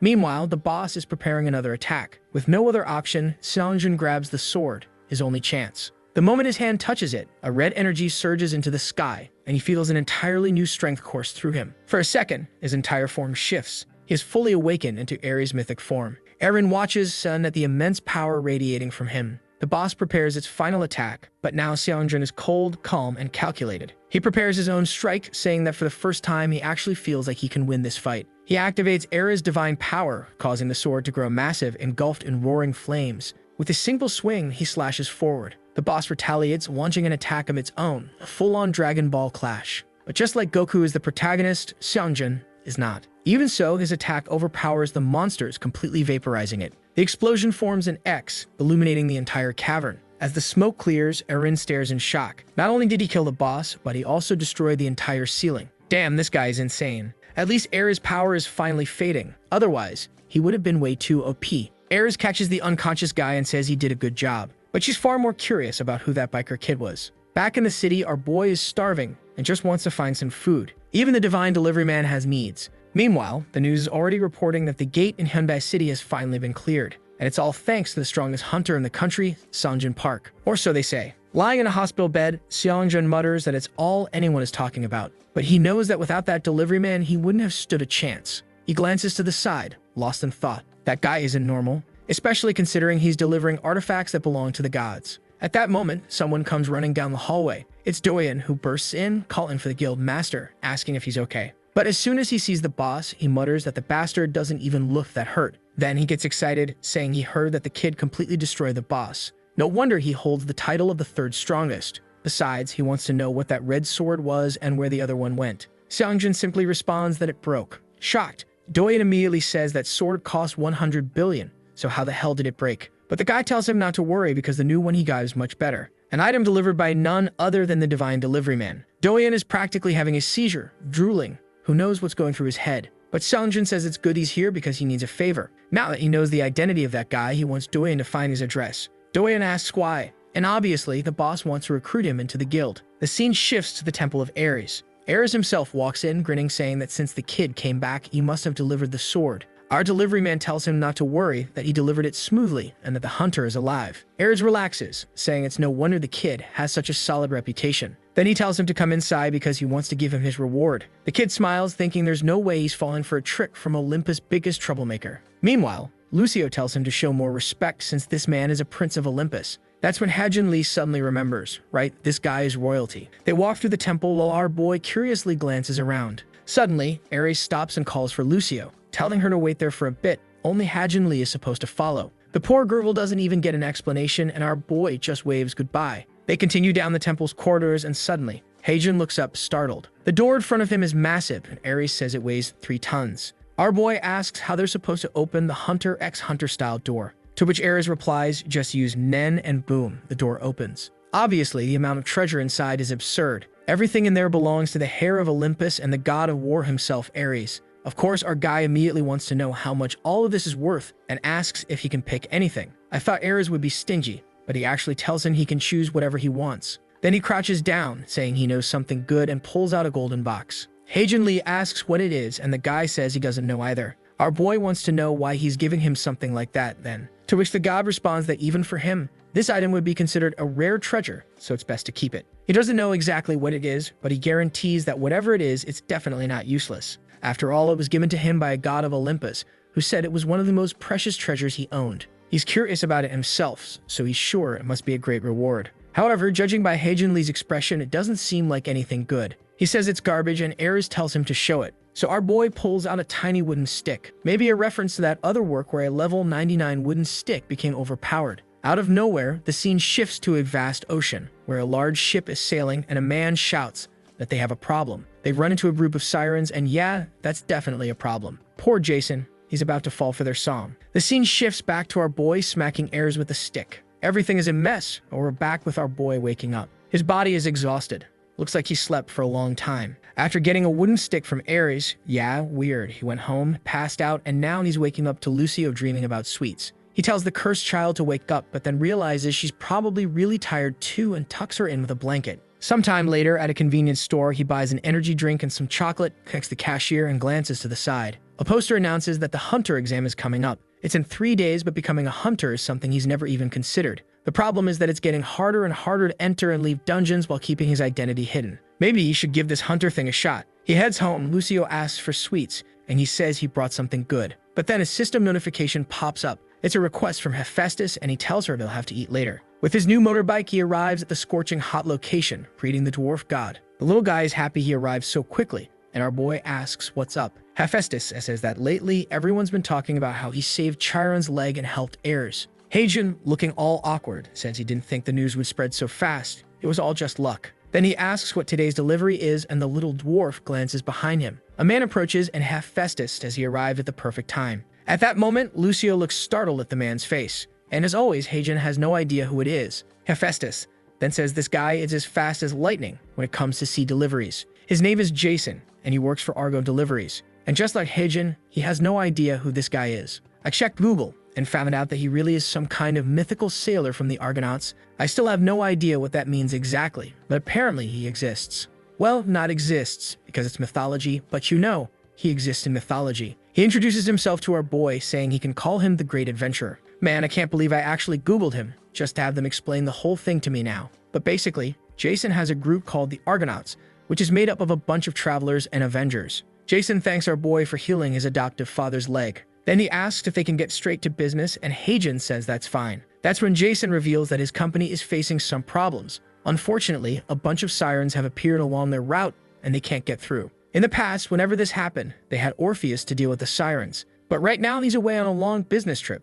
so there's not much they can do. That's when Jason heard rumors about the Great Delivery Man and came to talk to our boy. Haejin Lee asks if the guy is seriously asking him to handle the sirens, to which Jason replies that yes, that's exactly what he's asking. But our boy is confused. Is he a delivery guy or an exterminator? Why does everyone keep trying to hire him to kill things? Jason tells him not to get discouraged, saying that once he hears the reward, he definitely won't want to refuse. Turns out, the mission to take out the sirens is worth 500,000. Damn, but still, killing sirens? That's kinda harsh. They're cute. Well, sort of. But obviously, Haejin is pretty motivated to take them out for that kind of money. That's when Hephaestus reminds him that sirens live in the ocean, so it's going to be really hard for him with just a motorbike. Our boy is so lost in life that he didn't even realize sirens live in the sea. Come on, man. But Hephaestus tells him not to worry because he has the perfect magic for this. Already on the ship, they're approaching the Melodic Isles. Jason explains that they're just up ahead, and Haejin tells him not to worry, he'll take care of it. Jason thanks him and says that once he gets back, they'll send a boat to bring him to shore. Right then, our boy jumps in, calling for Lucio. Wait, did he activate his bike? Hold on, is this bike aquatic? Ah, sneaky move. His hat is buffed with water magic from Hephaestus. Basically, it's Naruto's water-walking jutsu, but for his motorbike. Lucio, however, warns that he clearly doesn't know what a siren really is. He's imagining some kind of hot mermaid with a fish tail. But Lucio tells him he has no idea how dangerous their songs are. Even the great hero Odysseus had to plug his ears when sailing past these islands. A small group of these creatures could easily take down a kraken. Haejin tells her not to worry, he came well prepared. When it comes to handling violent monsters, there's nothing better than beating them senseless. The sirens are lurking in the water, whispering among themselves that a nymph and a human are approaching. They start diving into the ocean, saying they'll have to deal with him. Our boy is casually cruising on his motorbike when Lucio suddenly warns him that something's coming. And then, bam! The creature opens its huge mouth, revealing a horrifying monster. But before it can do anything, Haejin swings his wooden stick right into its face. Yep, that's exactly what happened, folks. No other interpretations needed. He remembers Ares telling him not to worry because a gift from Zeus is bound to be incredibly powerful. So he asks the siren how it feels to take a hit from a plus 99 enchanted wooden stick. But the siren just blinks at him, completely unfazed. She says it felt more like getting hit with one of those foam pool noodles. That's when Haejin suddenly recalls Air's smug face and realizes he's been scammed. This damn stick is useless. Sometime later, the sirens are searching the area, wondering where the two disappeared to. Our boy is hiding behind a rock with Lucio, helmet activated. He asks how things look, and she says that all the monsters went in the opposite direction, so they're safe for now. Right in front of them, though, is the siren's nest. And he remembers what Jason told him. Instead of fighting them all, it's easier to just kill the queen. Because the queen falls, the rest of them lose their power. Lucio, however, says this plan is insane, especially because Aries' stick is worthless. Haejin grips the stick and says he really wants to beat that bastard up. But at the same time, he still has the store. There's nothing in this world that can't be solved with money. And just like that, a golden orb of Zeus thunder appears. And yeah, obviously, it wasn't cheap. Asterisk, 150,000 points. Asterisk, roughly $1.5 million. Meanwhile, inside the siren's lair, the queen is looking very well fed. One of the uglier ones says they've been without food for 10 days and asks for permission to hunt. But the siren queen, in all her beauty, refuses. Orpheus, the one who usually asterisk interferes with their hunting, asterisk isn't here. An opportunity like this won't come twice. They'll pretend to be calm until a large human ship tries to pass. That's when they'll strike. They all just need to be patient because soon the perfect meal will arrive. Damn, she's stunning, but she's terrifying. And our boy heard everything. He finds it insane how she's casually planning a massacre of an entire ship full of humans. Lucio immediately says that their plan's obviously to eat Jason's entire crew. Suddenly, Haejin asks her if she remembers the black ramen they ate. She says yes, and that it was delicious. He then tells her that if she helps him pull off a certain plan, he'll buy her the luxury version, which is even better. She immediately straightens up, saying she's focused. He then leans in and whispers the entire plan in her ear. She asks if he's sure and warns that it might be a bit risky. However, he takes off his helmet, puts it on her head, and says he's counting on her. He's sure she can do it. With that, she flies away, saying she won't disappoint him. He knows the hat's effect only works within a certain range, so at this moment, the mermaids can see him. That's when he shouts, calling them a bunch of dumb fish. The beautiful things, the dangerous enemies, turn around, wanting to know how he got into the temple. Our boy turns around, slaps his own butt, and tells them to come and kill him. Until now, I hadn't seen the artist give this much attention to any waifu, but for our boy, he even added shadow and lighting effects. The queen, obviously not pleased, orders them to capture him. With that, the biting monsters all charge toward our guy, who is already running for his life. The problem is, since he unequipped the helmet, his aquatic mobility is about to deactivate. Right at that moment, he shouts for Lucio, who is on his back holding the orb of the gods. He then activates the orb's power and says he's leaving. It was a one-time use item and the entire temple explodes. The mermaids that were chasing him seem to be buried under the rubble and the whole place collapses. The initial plan was just to kill the queen, but since they were a little behind, he ended up wiping out everything. Now he knows Jason's life will be much easier. Lucio appears to congratulate him, but our boy finds it strange. If he killed the queen, why didn't he receive any reward? That's when the sea monster, emerging from the debris, grabs Lucio's leg. The queen asks what they think they're doing. At that moment, she wasn't hearing the breathing of any of her daughters. Our boy screams for Lucio, who was about to be devoured. He jumps, activating stage 2 of his suit, and rushes toward her. Man, he landed a solid hit on the queen's cheek, telling her to get away from Lucio. The fool spun around in the water from the impact. Our boy is impressed with the power of the suit's second stage. The problem is that now the queen had disappeared. When he looks underwater, she suddenly appears right next to him. Man, she grabbed his leg, and I don't know if that's good or bad. Yeah, considering she pulled him down into the water, I think it's bad. The kid is being dragged into the depths. She warns him that she'll keep pulling him to the bottom of the ocean until he dies from lack of air. Man, Haejin Lee gets all dramatic, wondering if this is really the end for him. He just managed to buy his first apartment and still has so many points to spend. He didn't want to die, and he wouldn't accept dying like this now. It was about time to smack this boss down. At that moment, his great club was in overload mode, running at 100% power. He slammed it into her head so hard she looked messed up, my god. Her whole head was trembling, and he followed up with a relentless combo, smashing her face with the club. The beating was intense, the ocean glowed, and Lucio was shocked to see our boy safe. With the big club in hand, he declared that justice had been served and the mermaids were defeated. Sometime later, at a Chinese restaurant, Lucio was eating. She said that this fancy dish was really delicious. Our boy smiled, saying he was happy that she liked it. From now on, if she ever wanted something, all she had to do was ask, and he would pay for it. He knew there was a high chance things could have gone wrong, but thanks to Lucio, he managed to survive that ordeal and take down the sirens. Of course, he still takes credit for landing plenty of hits on the queen. Then he tells her to have fun because she deserves it. After all, the bastard has 633,000 points. If he converts everything into cash, the boy has $6 million.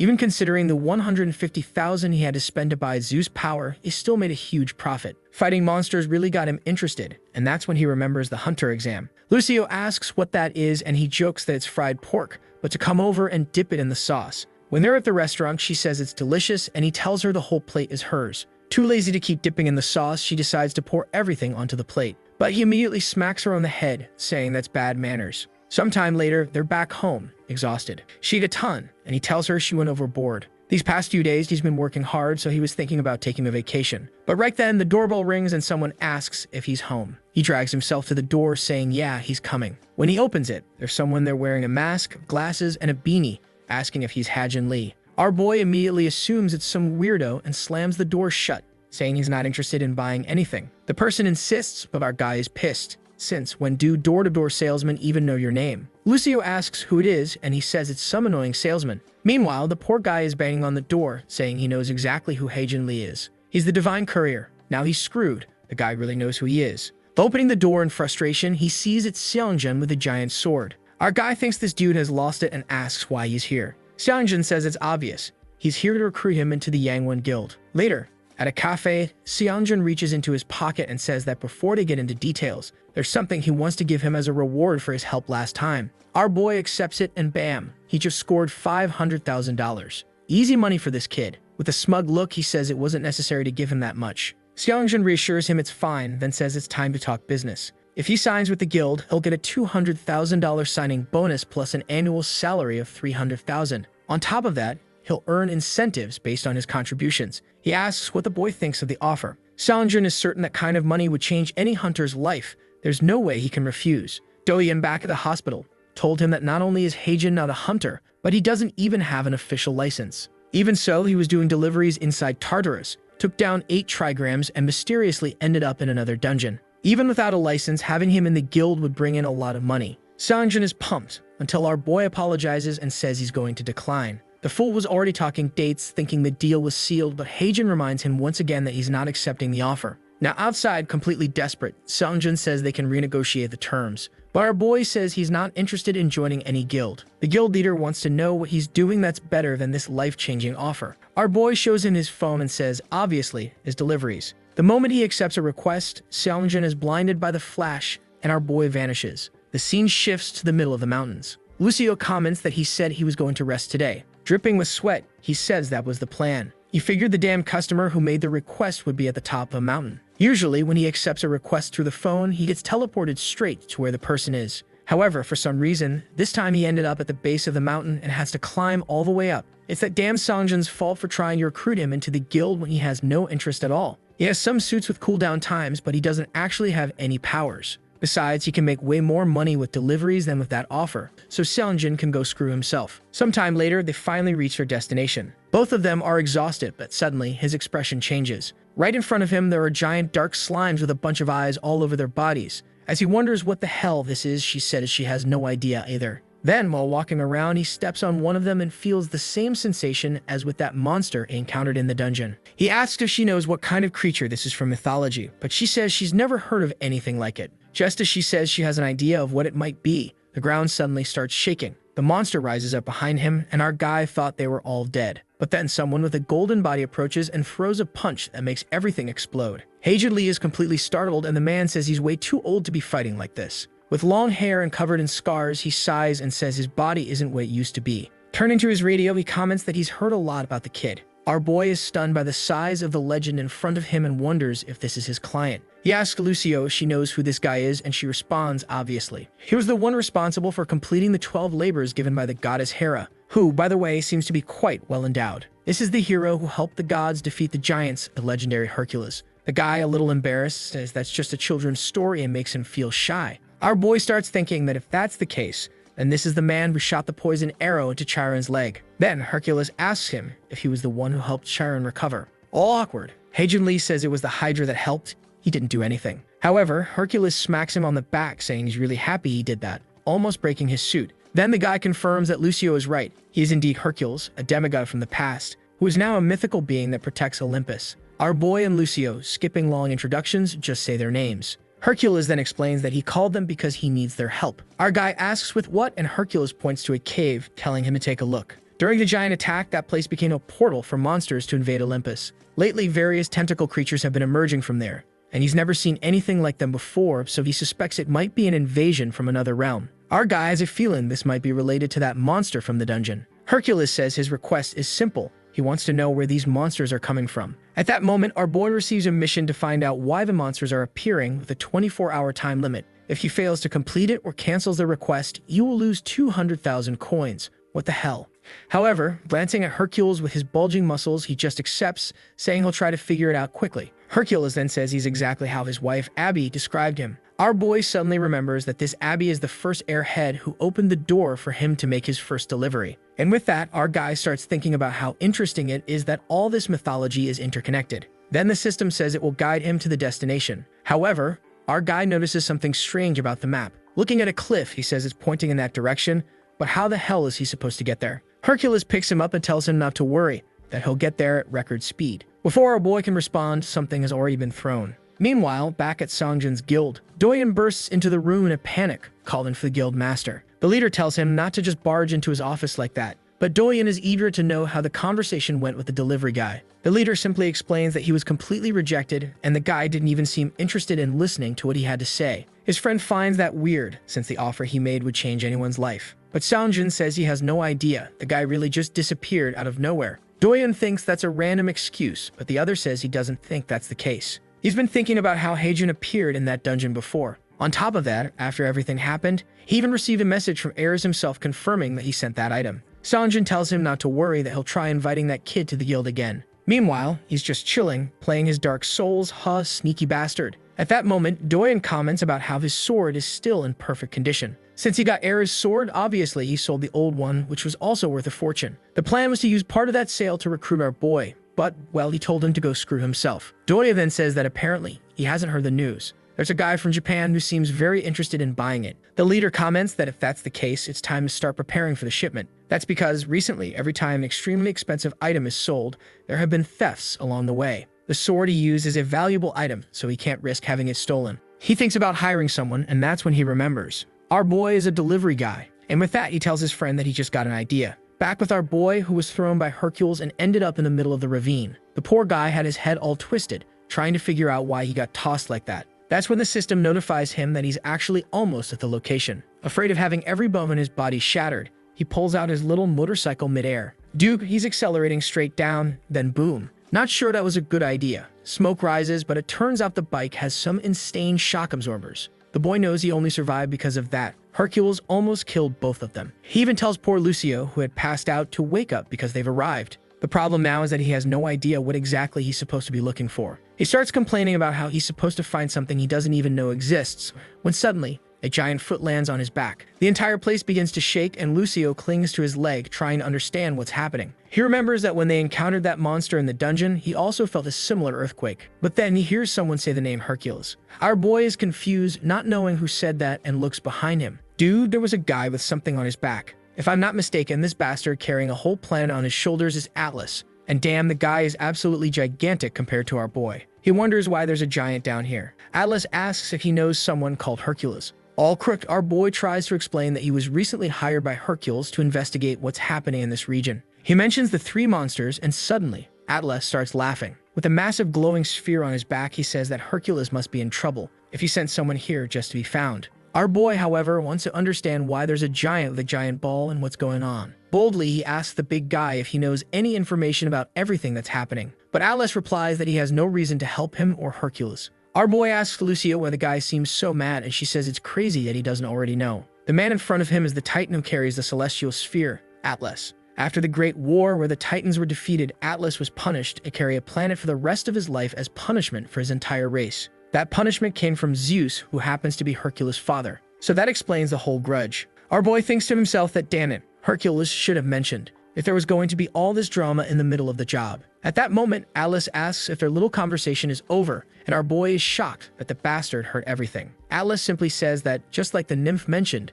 if there are monsters roaming the earth, it has nothing to do with him. Now Heijun is screwed, caught up in yet another divine mess when he was just trying to do deliveries. For some reason, he tries playing cute, asking if the Titan really wants to say no to this adorable face. Atlas just tells him to shut up before he gets crushed. But our boy says he's not asking for the information for free. If Atlas tells him what's going on, he'll do any favor he asks. Suddenly, the Titan's expression changes, but Lucio panics, saying he's being way too reckless making an offer like that. Atlas bursts into laughter, saying it's ridiculous, as if a mere human like him could do a favor for a god. But our boy is getting confident, saying you never know, he might be surprised. The Titan considers this and finally says, all right then. For someone human, he's got guts. If that's the case, he wants him to bring him a golden apple. If he manages to get one without dying, he'll be worthy of knowing what the slimes are planning. Lucio immediately says that's impossible and warns him not to agree to this. Golden apples are extremely rare and only grow on Gaia's trees. Among the gods, they're usually given as wedding gifts. But before she can say more, he covers her mouth because suddenly he remembers something. He asks Atlas, that's all you want. I've been calling him a god, but I forgot. He's a Titan.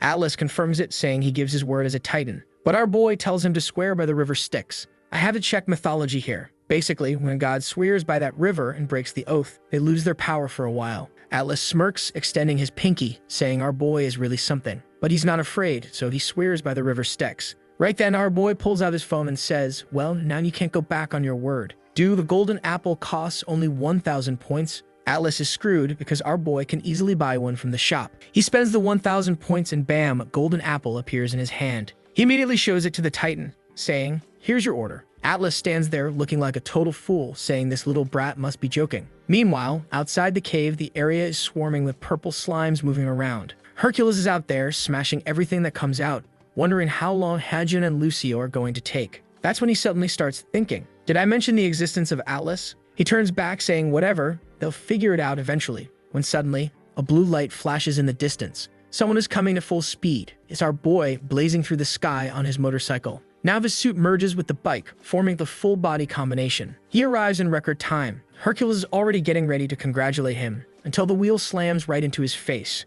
Dude, our boy just crashed into a god. He's standing there looking like a fool, but honestly, I think he did it on purpose to get revenge for getting thrown. A while later, he's face down on the ground, apologizing, saying it was an accident. Hercules says he doesn't care. It's not like the kid could actually hurt him. But our boy tells him his face doesn't look too great. With his face and finger all bent out of shape, Hercules insists he's fine, as if he's totally not injured. Crossing his arms, he says Hajin took so little time that he's sure he didn't get any information. It was definitely a suicide mission. Thinking back, Hercules is certain that damn Titan is still mad about the day he went and stole a bunch of golden apples. Honestly, it's pretty messed up to steal golden apples from the guy who literally can't put the giant ball down. Hercules then says, fine, since Hajin at least tried, he won't be punished. Until our boy casually reveals that Atlas actually told him everything. The god doesn't believe him at first, but then our boy reaches behind him and pulls out a golden apple, saying that thanks to this, the Titan spilled it all. Then we cut back to the cave to the moment Hajin pulled out the apple. Atlas was shocked, wanting to know how a human could possibly have one of these. Our boy, being honest, tells him that you can buy one with a single click in the store. Atlas demands that he hand it over, but our boy just shakes his head. Nope. He says he's afraid of being scammed, so the Titan has to spill the info first. Then he'll hand it over. Atlas protests, saying that wasn't the deal, but our boy just lifts the apple like he's about to take a bite. Cut back to the present, and Hajin explains that's how he got all the information out of Atlas. Hercules thinks to himself, this kid definitely isn't a normal human. No wonder he was able to fix his mentor's leg. The only issue is this disrespectful attitude is really reminding him of when he was younger. Finally, he tells our boy, just give me the information already. Our boy says that everything Atlas said was like some kind of riddle, so honestly, he didn't understand much. Then he repeats what the Titan told him. The ground will split into 7 sections. Blue flames will shine here and there. Apparently, it's pretty serious because Hercules immediately starts sweating. This is way worse than he expected. And just as he suspected, these creatures are coming from another world. What he didn't want was for them to be coming from that place. Now he's remembering. Hajin is one of the few people he knows who can travel between the human world and the world of mythology. Was it really fate that he ended up with a normal nymph by his side? To him, the 3 goddesses who weave destiny are truly cruel and beautiful, and he doesn't understand why they place such a heavy burden on the shoulders of a young human boy. Man, now I'm curious too. At that moment, our boy stretches out his hand. Hercules asks what it's for. Obviously, Hajin says he doesn't want to have to repeat himself. It should be pretty clear what he wants. He finished the delivery, so it's time to get paid. Sometime later, sitting on top of the defeated creatures, Hercules is lost in thought when someone suddenly appears, asking what he thinks of the kid now that he's met him in person. It's Hermes, waving as he shows up, saying he just arrived after the 2 left. Hercules addresses him with respect, but Hermes tells him that's not necessary. Even so, the buff dude says he can't treat him as an inferior. After all, Hermes helped a lot with the 12 labors. Herm sighs, saying he's not here for small talk. Also, Hercules needs to stop ignoring Ares. Hercules just shrugs, saying he doesn't care. That guy's always looking for a fight and disrespecting him, so he's just not talking to him anymore. Hermes laughs, saying Hercules really doesn't know how to make friends, then asks if he's still not on good terms with Atlas. Hercules immediately says no way in hell he's going down there to apologize to that damn bastard. Then Hermes asks, the place Atlas described to the kid, is it the one we're thinking of? Hercules repeats the riddle. The ground will split into 7 parts with fire, and he knows it's that place, because the prophecy literally talks about it. Hermes lifts his staff ready to fly, saying if that's the case, they need to start preparing. He says he'll go warn people, but Hercules tells him not to worry. He knows the kid is the one responsible for all this. But Hermes just grins, telling him to relax, being the messenger is his job. And with that, he takes off, telling Hercules to say hi to the old man for him. As he leaves, Hercules activates his aura and looks over the creatures that appeared, muttering that it's finally time to deal with these things. Meanwhile, back with Heijin, Lucio is fast asleep. Our boy grabs the blanket and rips it off her. She sits up completely out of it, mumbling that she just needs 5 more minutes. But he tells her to get ready right now because it's time to go. She groggily asks where they're even going this early. Our boy reminds her, today is the hunter exam. Still a mess, she says she remembers him mentioning something like that, but she has no idea what a hunter exam even is. He tells her she's an idiot for asking to go without even knowing what it is. She just shrugs, saying staying home is boring anyway. Meanwhile, our boy has already packed his bag, his registration card, some supplies, and of course, his wooden bat for beating people up. Lucio is standing there with her hair looking like a broom, saying she's ready too. He just throws on a cap and tells her to hurry up. At the association, the two of them arrive, looking around at all the hunters, obviously super stylish, while our poor boy is just a regular guy. Underneath his hoodie, though, it's clear the sneaky bastard came prepared. A guy with a microphone announces that the exams are starting and those whose numbers are called should step forward. The first guy is already gripping a massive axe, standing face to face with 3 goblins attacking him. He swings it down with precision. Damn, he split that little thing in half. Our boy thinks 3 goblins is too little, so maybe it's just a precaution. This seems way too easy. Any normal person could take down 3 goblins. If that's the case, he figures the test isn't about whether you can kill, but how you kill. Then they call number 38, that's him. Looks like the hunter test is straight up a UFC ring fight. Standing in the octagon, our boy's plan is to pass smoothly without drawing attention. But the moment he activates his suit among the crowd, there's a red-haired recruiter. Isn't that the woman from the enemy guild? Maybe she was dangerous. Damn it, the chapter switched to another character. Just show Heijin already. Some dude just obliterated the goblins with his fists and now everyone's hyping him up. But the chubby dude munching on Doritos says sure, he looks strong, but he's still missing that one thing every hunter needs. The blonde guy agrees, maybe he still haven't found the real standout candidate. Then the redhead tells the 2 old guys to shut up, but she roasts them too, saying these guys aren't even worthy of being recruited into a second-tier guild. Yep, the redhead is Jua Han, the same one who caused chaos with the Black Dragon Guild. This world is lawless. This woman massacred a bunch of hunters, ruined everything, and she's just sitting there calmly judging newcomers. She wonders how things even got to this point. Not long ago, the Black Dragon Guild was the 2nd best in the country. With her dragon tattoo on her thigh, she was highly influential. But after that controversial incident with the 8 trigrams, it lost tons of supporters. Now she's stuck recruiting new members. I'm right here, recruit me. She sighs, hoping she can at least find someone decent. Then it's candidate 38's turn. Lucio is cheering for our boy from a distance while he stands there, all crooked. He wants to pass, but he really doesn't want to stand out because that would just complicate things. The goblins charge at him while his whole plan is not to draw attention. Problem is, his suit activates danger detection and he dodges at the last second. He starts noticing that these guys are way slower than those sirens he fought. He could probably dodge them even without the suit. The dangerous redhead is watching, saying number 38's movements are interesting. At the same time, she starts feeling like there's something familiar about this guy. Heijin still hasn't attacked, he's just dodging effortlessly. After a bit, he decides it's time to land a single punch, just enough to kill without making a scene. But the moment his hand makes contact, the goblin disintegrates in front of him. Immediately, she recognizes him. That's the one she was looking for. A bit later, someone congratulates our boy and hands him his badge. Apparently, he got the 3rd highest score ever recorded. They're sure he's going to be one of the best hunters in the world and congratulate him again. Heijin thinks this whole process of becoming a hunter was weirdly anticlimactic. Meanwhile, Lucio congratulates him, saying he was amazing, but now it's time to go eat. He grabs her and says they're going for pork. Then someone appears.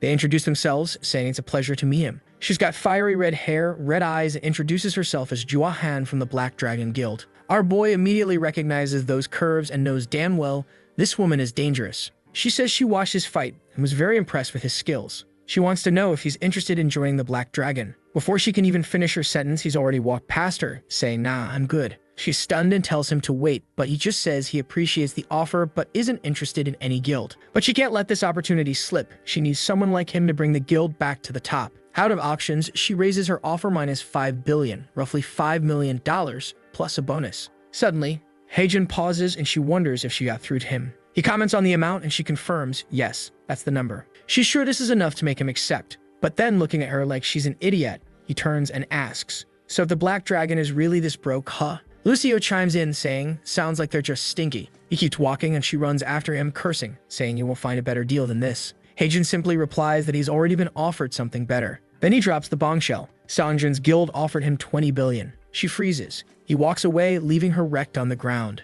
A while later, he and Lucio have already arrived at the restaurant. On TV, they were already reporting about a promising new hunter who had appeared. He's impressed. It's been 1 hour since he passed the test, and there's already a news report. Looking at the menu, he tells Lucio to order and calls the waiter. But before he can even blink, someone's already bringing the food to their table. It's Seongjin, saying the service here is really fast and the food is delicious. Haejin just sighs and asks if this guy is going to keep following him. Seongjin insists that he'd never followed his dear colleague. He was just walking around randomly and coincidentally ran into him. Our protagonist cuts straight to the point. If Seongjin came here to talk about joining the guild, he can forget it because he has zero interest. Seongjin tries to comment on him passing the hunter exam, but Haejin immediately shuts it down, saying one thing has nothing to do with the other. All he wants is to avoid unnecessary trouble, so there's no way he's joining a guild and drawing even more attention. That's when Seongjin corrects him. He's misunderstanding. He's not here to recruit him. He's here to hire him as the divine courier. He explains about the item that needs to be delivered to Japan in 2 days.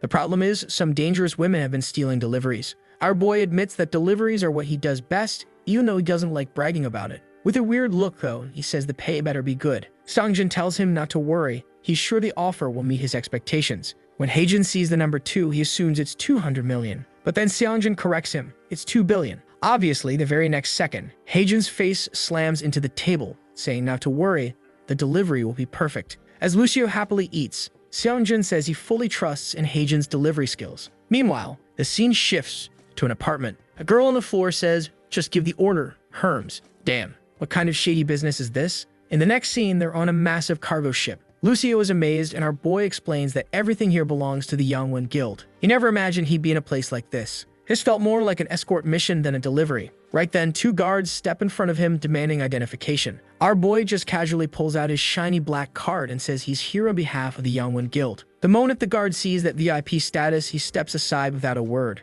A while later, they're in the middle of the ship, still amazed by its size. Lucio says it's big, but not as big as the Argonauts company ship. Haejin laughs. This damn nymph is so proud of Olympus. Then they reach a container with a massive security lock. It's obvious the sword is inside. This thing stands out way too much. But as soon as he verifies it and the door unlocks, he immediately understands why they didn't even bother hiding it. The sword is locked behind grates, chains, and everything imaginable. He finds it weird. Would any thief really have the guts to try stealing this? Lucio looks surprised and he asks if she recognizes this weapon. Of course she does. She knows them all. She confirms that it's the legendary sword of Durandal. Haejin admits her knowledge is impressive, and before she can gloat, he cuts her off. Yeah, I get it. You're some elite mega nymph. Lucio just wants to know what they're going to do now. Our boy explains they need to stay put and make sure the sword reaches its destination. The problem is, it's getting boring, but he can't risk losing those 2 billion. It might sound like a lot for a single delivery, but if this sword gets stolen, he'll have to pay for it. And it's worth way more than that.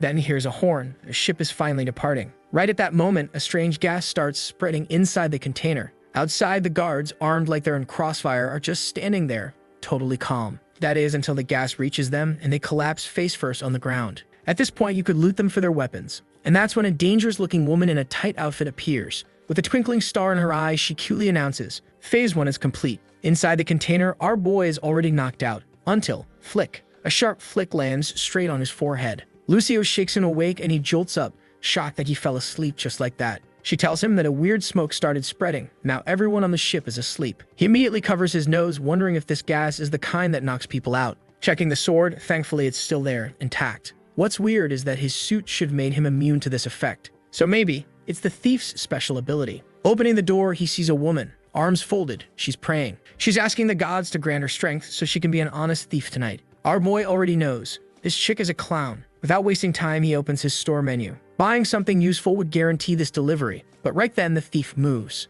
A green flash streaks through the air. A rope wraps around her arm. She flinches, immediately realizing this isn't just a rope. It's binding her like a spider's web. When she turns around, Heijin casually states, "Looks like I caught myself a little thief." What he bought from the store was Arachne's rope, a strong binding rope, but it breaks if too much force is applied. Now the thief is literally crying on the floor, saying this gas was created by her god, so how is he still awake? He bonks her on the head, calling her an annoying thief who asks way too many questions. The girl insists she's not a thief. She begs him to let her go so she can explain why she needs to retrieve the sword. But Heijin just smirks. "Yeah, right. You really think I was born yesterday?" It's obvious she's here to steal from the guilds. She accepts the title of thief, but insists she only steals what needs to be stolen. Everything she does is for a greater good. Heijin laughs and she asks if he's ever heard the story of Robin Hood, the honest thief. She says she's exactly like him, just taking from people who have too much to give to those who have too little. Clearly, Heijin and Lucio aren't moved by her speech. He even tells her she needs professional help, and Lucio comments that some old people are just weird. Suddenly, though, the girl shouts and insists he must believe her. She was sent by Hermes to retrieve these items. That sword needs to be returned to its rightful owner so they can prepare for the threats that are coming. Heijin is surprised, while Lucio comments that maybe this girl really is an emissary of that god. What he's thinking, though, is that this poor girl looks too much of a mess to be an emissary. Then he tells her to explain exactly what these so-called threats are. Suddenly, she pulls an orb out of her mouth and says it wasn't meant to be used like this, but she has no other choice. She warns him that he'll pay a high price for interfering today. A purple smoke spreads across the ship, and of course, the moment it clears, she's gone. Already swimming away, she complains that this was a waste since these pills cost a fortune. What she used was an astral form elixir, allowing her to, well, be an astral form. That's it. And she swears she'll get revenge on that tight suit bastard. To be fair, yes, her outfit is tighter than his. Her name is Su-In Choi. She reaches the dock, muttering that that was too close and now the elixir is gone. Meanwhile, she's already remembering our boy, swearing that she'll wipe that smug face off his mouth. That's when a message pops up asking if the mission was a success. She thanks Hermes, saying it was close, but she secured the item he requested. She had successfully stolen the Ring of Dissipation, a legendary artifact from the stories of King Arthur. Hermes asks her to explain what happened.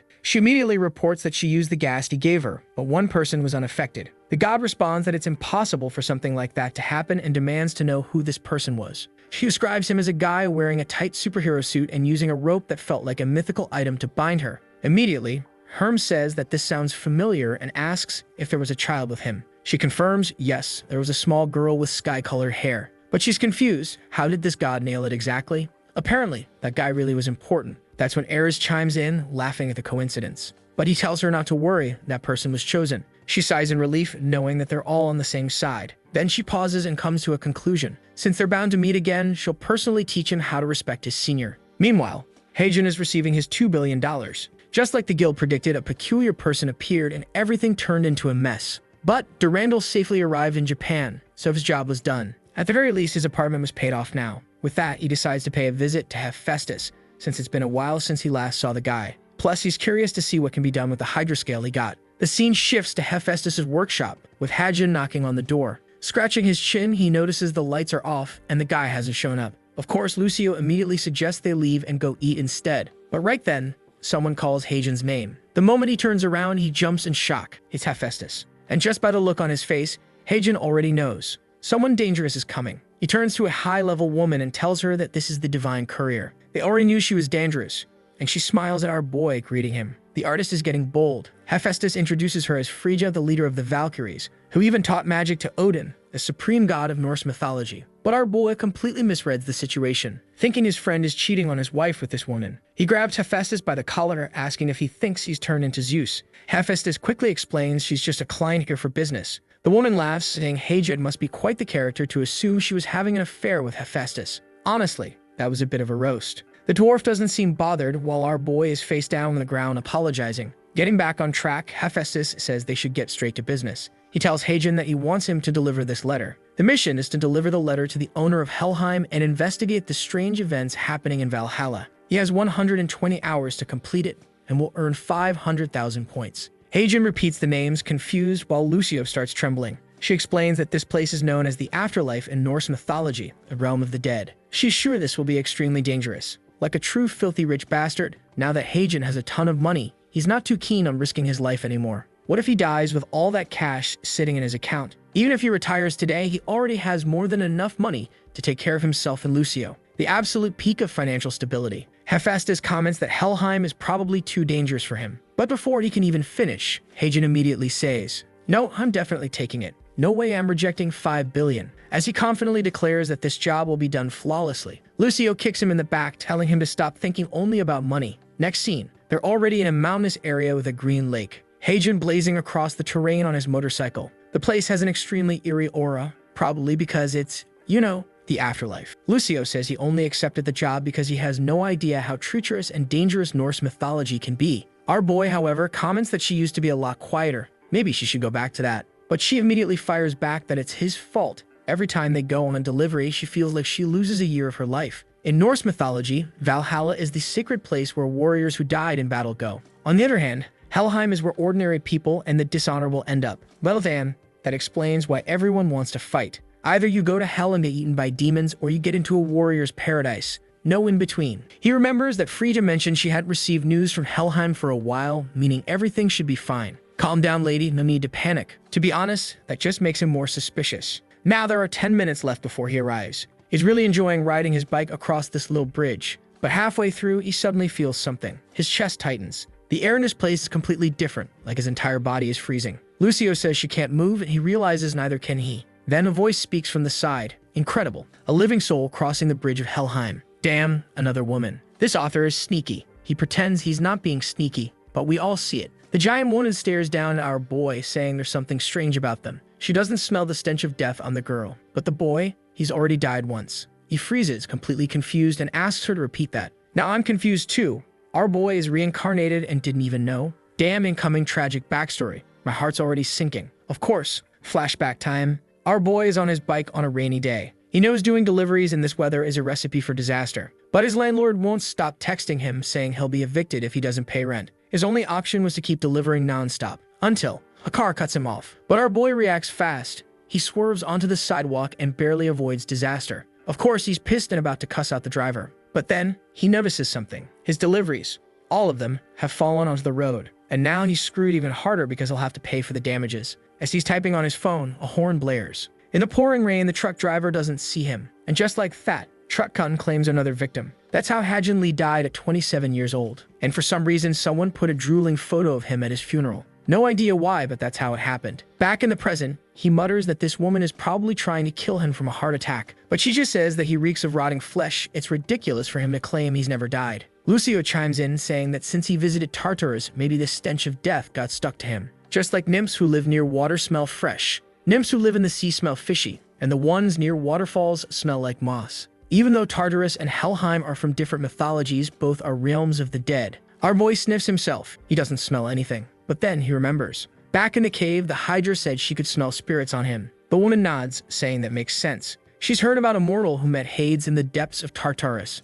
If that's the case, then he should already know who she is, the one responsible for guarding the passage. First of all, our boy has no idea. Second, was that flashback fake, or did he really die? Lucio, however, knows. There's only one person who holds that title, the Bridgekeeper, also known as the Warrior of Wrath. She's certain that this woman's name is Mongud. Horrible name. The woman congratulates her for knowing her other titles, then asks why they want to cross this bridge. Honestly, Lucio just straight up tells her. Frigga asked them to deliver this letter to Hell. The moment Mongud hears the Valkyrie's name, she understands. If it's for Frigga, then she'll allow them to pass. Our boy rides forward. He finds it weird that it was so easy, but hey, better easy than difficult. Time to hit the gas and cross before she changes her mind. From a distance, Mongud watches. She never thought that woman would send a mortal and a nymph. No doubt, these two are in for one hell of a journey. Our boy keeps speeding up. He's finally approaching Helheim. But then, everything turns freezing cold, like snot freezing levels of cold. Lucio immediately sneezes and splatters him. Heijun glares at her, already remembering how Frigga didn't warn them about bringing warm clothes.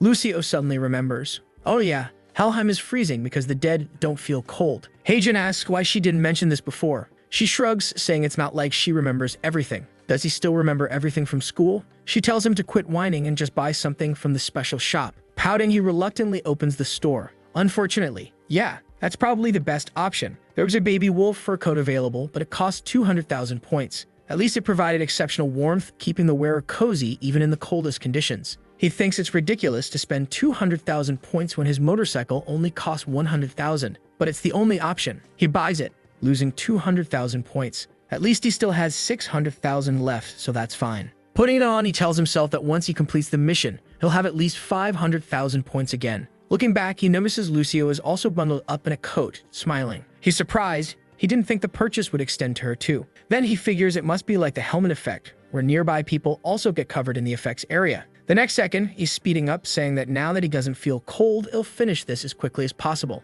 But after some time, he's still in the middle of the snowstorm, which seems to be getting worse. He's warm thanks to the jacket, but his bike is struggling, slowing down. Not only is he not sure if he'll make it on time, his map has stopped working. So they stop behind a large rock. If they kept going, they'd probably get buried in snow. At least, that's what Lucio says. But Heijin waves her off, telling her to stop being dramatic. He only stopped to see if his phone signal would come back. This guy is serious about his deliveries. He still has 41 hours to complete it, but he's already panicking. Damn, the destination is far. Checking the map, he realizes they'll barely make it on time if nothing gets in their way. Lucio suddenly calls out to him, saying he's not stupid enough to fall asleep here, right? But she's actually pointing at something, saying that something weird is approaching. He steps out from behind the rock to take a look, and immediately feels the rumbling footsteps. Man, he thought it would be a Yeti or something, but instead there's a buff dude in a Speedo running toward them. This guy casually calls out to them, telling them to run or they won't make it out alive. He's being chased by a pack of wolves. Now Heijin's pissed. This idiot just brought the wolves to them. The chase is on.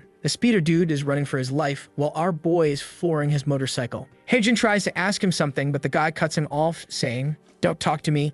I'm already struggling to breathe while running." But Heijin is more impressed that this guy is keeping up with his bike on turbo mode. Both he and Lucio shout at the guy, demanding to know why he brought the wolves here. The man says he just wanted to say hi, because since arriving in this place, all he's seen is wolves and snow. That answer doesn't sit right with them. Lucio flat out tells him to turn around and get eaten by the wolves alone. But right then, Heijin spots a cabin in the middle of the blizzard. This was their chance to recover. So he rams his turbocharged motorcycle through the gates and rushes inside. The weird dude yells behind them, telling them to wait. But our boy sees the wolves chasing him and hesitates. What if he lets him in and they all get mauled? So, with zero hesitation, he slams the door in the guy's face, cold-blooded. Then he just thinks to himself that he gave him a chance to earn survival points. But the guy shouts back, "You got it all wrong if you think I'd die that easily." And then, the maniac jumps 30 meters over the wall. Lucio's jaw drops. Her face looks like she just got punched in the head. The guy lands right in front of Heijin and smirks, telling him not to be so shocked. There's no obstacle in this world that a real man can't overcome.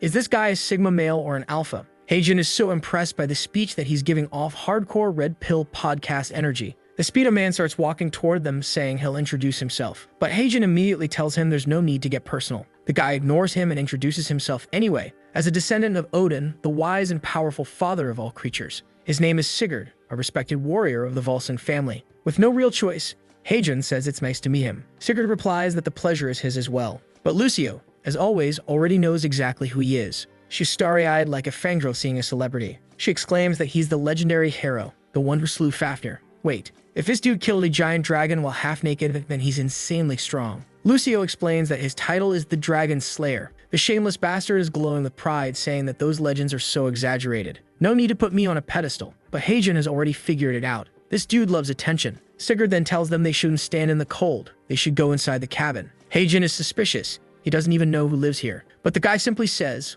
"Wouldn't it be stupid to stand out here and wait to be eaten by wolves?" Fair enough. At least after all that running, Heijin checks his map. Their destination is much closer now. Maybe it wouldn't be a bad idea to rest for a bit. Inside the cabin with the pot cooking over the fire, Sigurd asks about their story and why they're here. Our boy just says he's doing a delivery for someone who lives very far away. Sigurd looks confused, saying this is the first time he's seen a courier in Helheim. Then Heijin brings up the wolves, asking why he didn't just kill them if he's the Dragon Slayer. Lucio agrees. Wouldn't it have been easier to show his strength and wipe them out? But Sigurd reminds them, "You're forgetting something important. Right now, they're at Helheim." Inside, our boy comments that the castle looks pretty normal for a place in the underworld. Then suddenly, Sigurd stops. A girl in a maid outfit appears. Ganglot, the Wanderer. Before anyone can say anything, she already knows. He's here with companions to deliver a letter from Freyja. He's about to ask for an escort to meet Hel, but Ganglot cuts him off, saying that's already been decided. They follow her down the corridors, and Heijin asks Lucio if this woman is a goddess or a hero from mythology. Lucio explains she's neither, but she's served Hel for a very long time.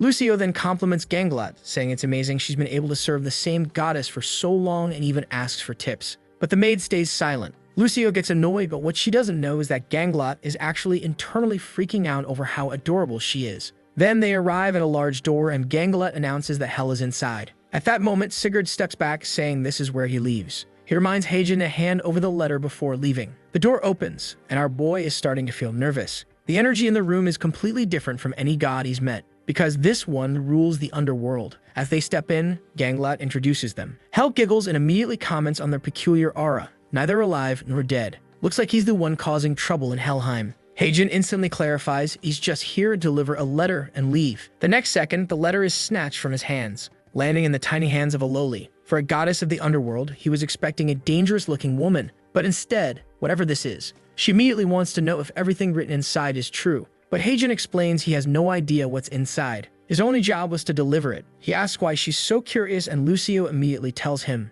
"You don't just say things like that to a goddess." Hel leans forward, resting her chin on her tiny throne, saying he's brave. Most people are afraid of her. Because of that, she decides to answer his question. She explains, Valhalla is being invaded, and the invaders are pretending to be from Helheim. But she never ordered such a thing, so someone else is pulling the strings. She says that across all realms and mythologies, there is only one race that could oppose destiny itself. Then, she repeats the riddle about the ground splitting into 7 sections and blue flames appearing. She knows exactly who's behind this. Haejin is low-key disappointed that the ruler of Helheim is just a small girl. Now it makes sense why Ganglot works so hard to stay here. A while later, Hel sits back on her throne, asking if they've left. Ganglot confirms and says she opened a portal to send them straight to Olympus. Hel mutters that Phrygia's sense of humor is something else, sending a human into the realm of the dead. But Ganglot corrects her. That man is no ordinary person. He's known as the Divine Courier. Apparently, he has a reputation among mythological beings. He collects points as payment. Hel thinks about this and says she understands now. At the very least, thanks to him, she was able to confirm the existence of those creatures. Then she tells Ganglot to prepare for their departure. Ganglot looks confused, but Hel declares, this time she will personally join the journey. Back with Hephaestus, he asks if Haejin is sure that's what she said. Maybe he misunderstood. But Haejin insists he heard it right, and Lucio confirms she was right next to him. Phrygia, meanwhile, brings up the prophecy again, the 7 sections of land, saying she never imagined something like this would happen. Haejin is curious. Why is everyone so serious about this? He remembers when he mentioned it to Hercules, his expression completely changed. Phrygia waves goodbye to Hephaestus, saying she'll come back later for the item, because this is more urgent. She wishes she hadn't heard about this, but now that she knows, she has a duty to spread the information. She doesn't understand Thel. How did it get this bad without anyone noticing? Maybe someone has been hiding the truth and pulling the strings from the shadows, just like Ragnarok. Suddenly, Haejin grabs her shoulder. With a dumb expression, he asks if she's forgetting something. Hephaestus freaks out, calling him crazy for stopping a goddess. But Haejin isn't backing down. No way I'm letting this goddess leave without paying me. This time, Phrygia isn't smiling. She glares at him, calling him insolent. How dare a mere mortal lay hands on me without permission? The air grows heavy and Haejin starts trembling. Not from the cold, but from pure intimidation. But even then, he refuses to leave empty-handed. He starts dancing, chanting money or revolt. This guy actually has a few screws loose. Lucio, standing beside him, comments that studies show that if you do this pose when someone doesn't want to pay, it increases your chances of getting money by 99%. Phrygia stares at him and sighs. She really did forget. With that, our boy not only gets 500,000 points, but also a bonus of 250,000. He immediately thanks her. Now, he officially has 1 million points. Damn, this kid is really becoming a millionaire. Right away, Haejin gets hit with a double foot dropkick to the back by Lucio, calling him a maniac for money. Phrygia just laughs, saying these two are a real mess. She chuckles and apologizes for getting so worked up earlier. Hephaestus, on the other hand, just sighs and tells Haejin he's not sure if he's an idiot or just ignorant. Haejin asks what he did, but the dwarf just waves it off. Forget it. A real man should have courage anyway. Then Haejin says he has a question. He wants to know about this prophecy with the 7 lands appearing, because everyone who hears about it freaks out. Even Hercules looks scared when he mentioned it. Hephaestus is stunned. Haejin has already spoken with Hercules. After Haejin explains everything that happened,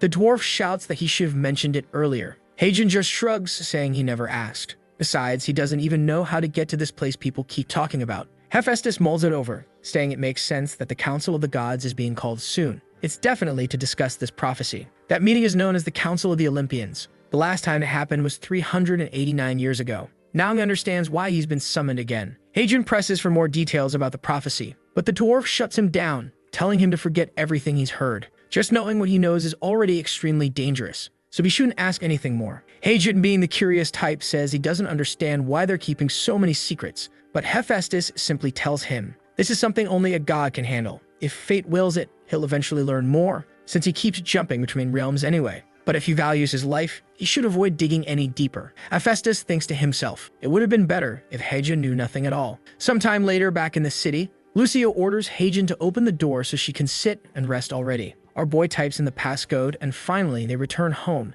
happier than ever. The apartment, which they had been paying for in advance, is finally theirs. A nice fancy place to call home. Heijun, looking around, thinks, now that all the previous owner's furniture is gone, he finally feels like the real owner. Lucio, on the other hand, immediately calls dibs on a room, but Heijun claims the biggest room for himself. She refuses to accept that and says they should settle it fairly. Rock, paper, scissors. But Heijun grabs her by the arm and without hesitation says, no way, goodbye. He decides it's a good time to buy new furniture and heads toward the door. Right then, someone knocks. He pauses, confused. They just got here. Who already knows his address? He grips the doorknob, telling the person to wait. When he opens it, it's Erin. She's standing there, looking stunning, holding a large cake. Heijun asks what she's doing here, and immediately, Lucio recognizes her from the dungeons. Then Heijun remembers. She was supposed to move in next door. Now it all makes sense. Wait, did he already know that? Because I didn't know that he knew. Erin holds up the big cake, saying, this is for the Divine Courier. Heijun takes it,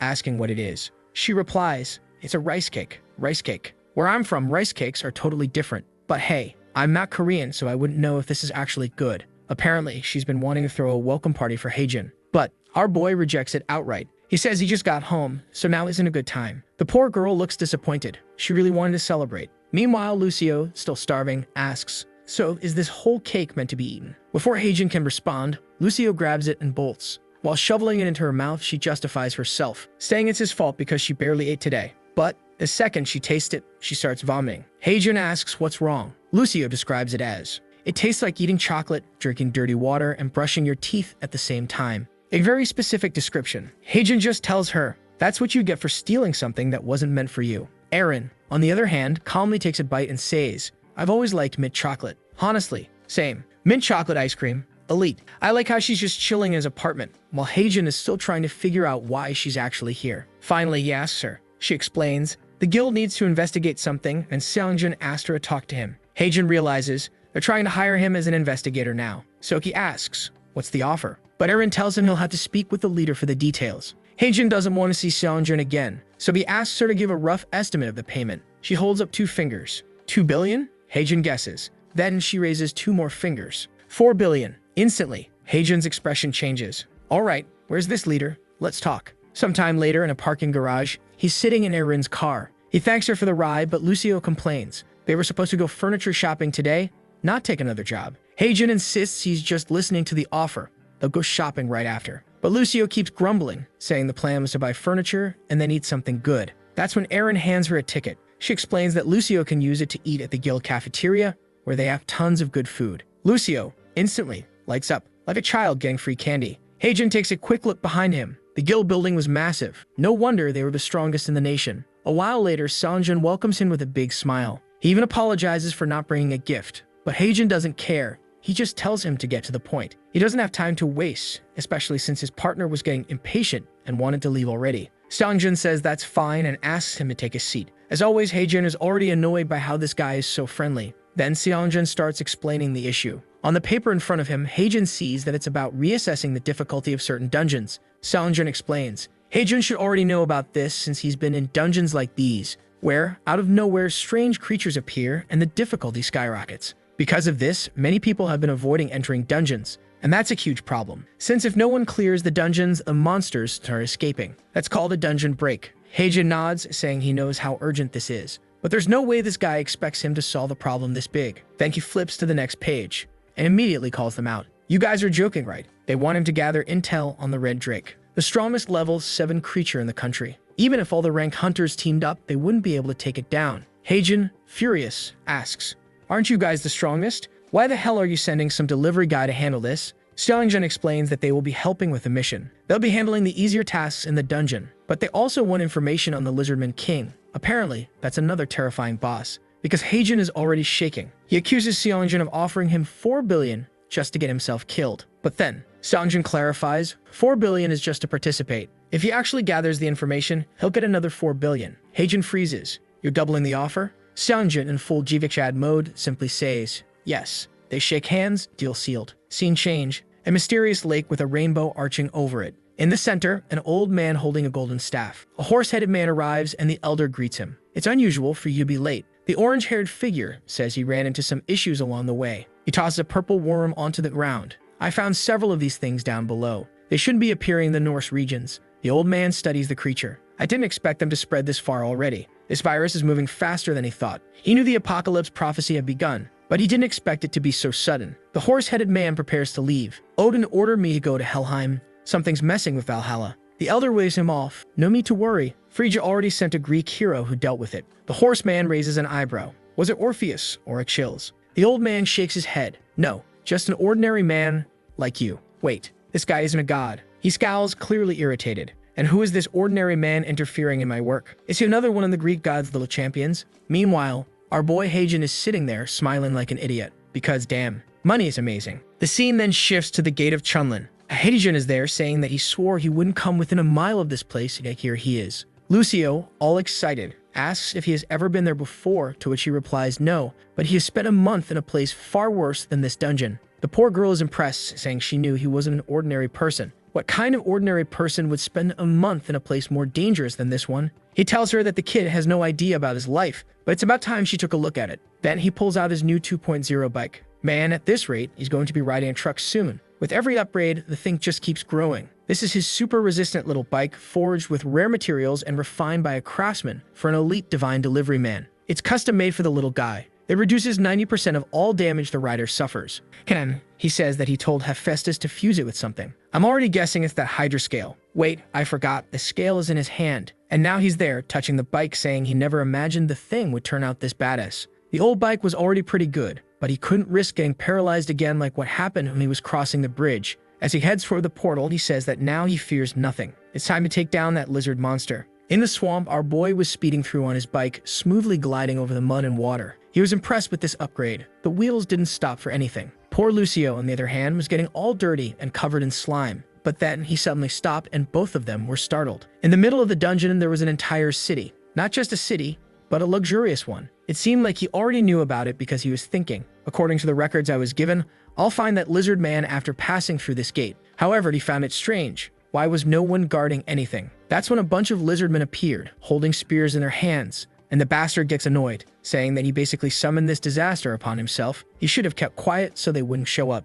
However, when the first lizardman looks at the gate, there's nothing there. Our boy was hiding there calmly with Lucio and his helmet. Lucio comments about the creatures and the lizard man. He says that's obvious and tells her to get out of his head already. The nymph then wants to know what they're going to do, if he's just going to destroy everything like he usually does. But Hagen knows that this time his mission isn't to kill anything. It's to gather information about the boss. At least this time in theory. He doesn't need to risk his life or face a life or death situation like before. He's going to locate the king, gather intel, and leave safely. You can bet that's exactly how it will go. At least the guards passed by without noticing anything. The creatures were intelligent, but their senses weren't as sharp as he expected. The capitalist is feeling secure, thinking even if things go wrong, I have money to spend at the store. I'll buy something and escape. But out of nowhere, a new delivery arrives in the middle of the dungeon. He's confused. He's on a mission. So why did this just show up? It's right when the light signals that the big guys are coming their way. Man, did you forget to disable notifications? Well, in this case, on the channel, you activate notifications, got it?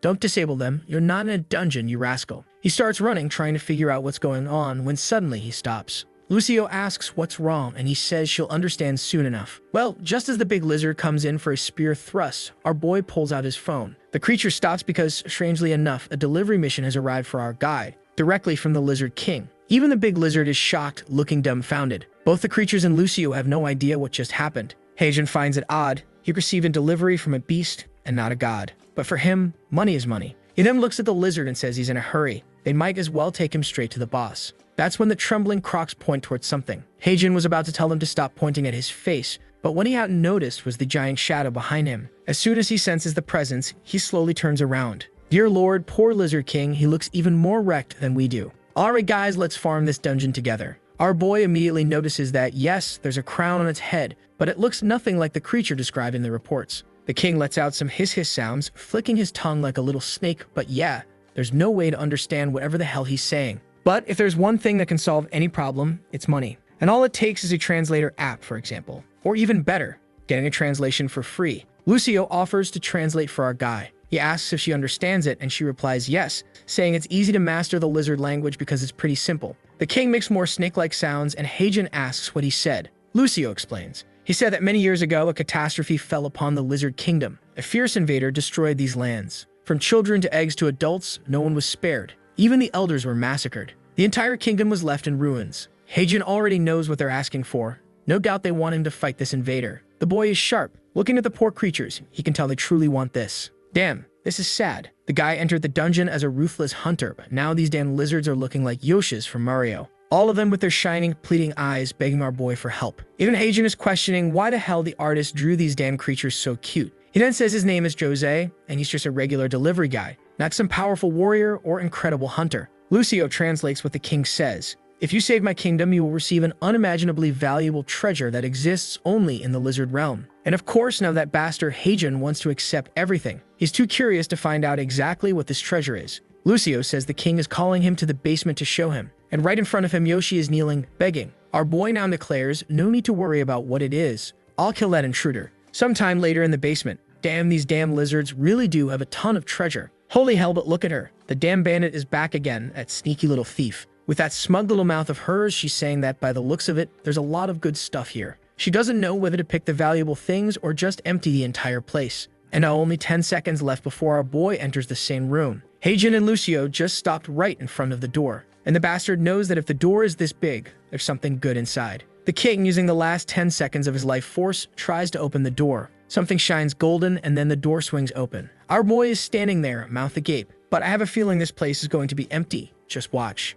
Actually, no. Look at that. It's still full of treasure, and the damn thief is hiding inside. Heijin figures there's as much treasure here as there was in Air's warehouse. Lucio explains that the king revealed they took all this from the humans who kept invading this place and failing. The king is all proud, but our boy isn't exactly impressed. He was about to say something about the treasure when something caught his attention. Yeah, that something was just a person with stacks of coins on their arm. She looks at the coins falling to the ground with a clink sound and casually greets him, "Yo, what's up, my boy?" The moment she appears, the other lizards stop being cute Yoshis and turn furious. Lucio translates, saying they're shouting to capture the bandit. Yeah, no kidding. My god, but this thief is so useless. She's already immobilized. Heijun wants to know how the hell she got into this place this time. Meanwhile, Suyin is confused. She received a mission to take whatever was in this place, but she doesn't understand how this guy suddenly appeared again. She then looks at our boy and asks, "Junior, don't you remember me?" He explains that she's also working for Hermes and knows that he works for that guy too. So it would be best if he explained that to the lizards.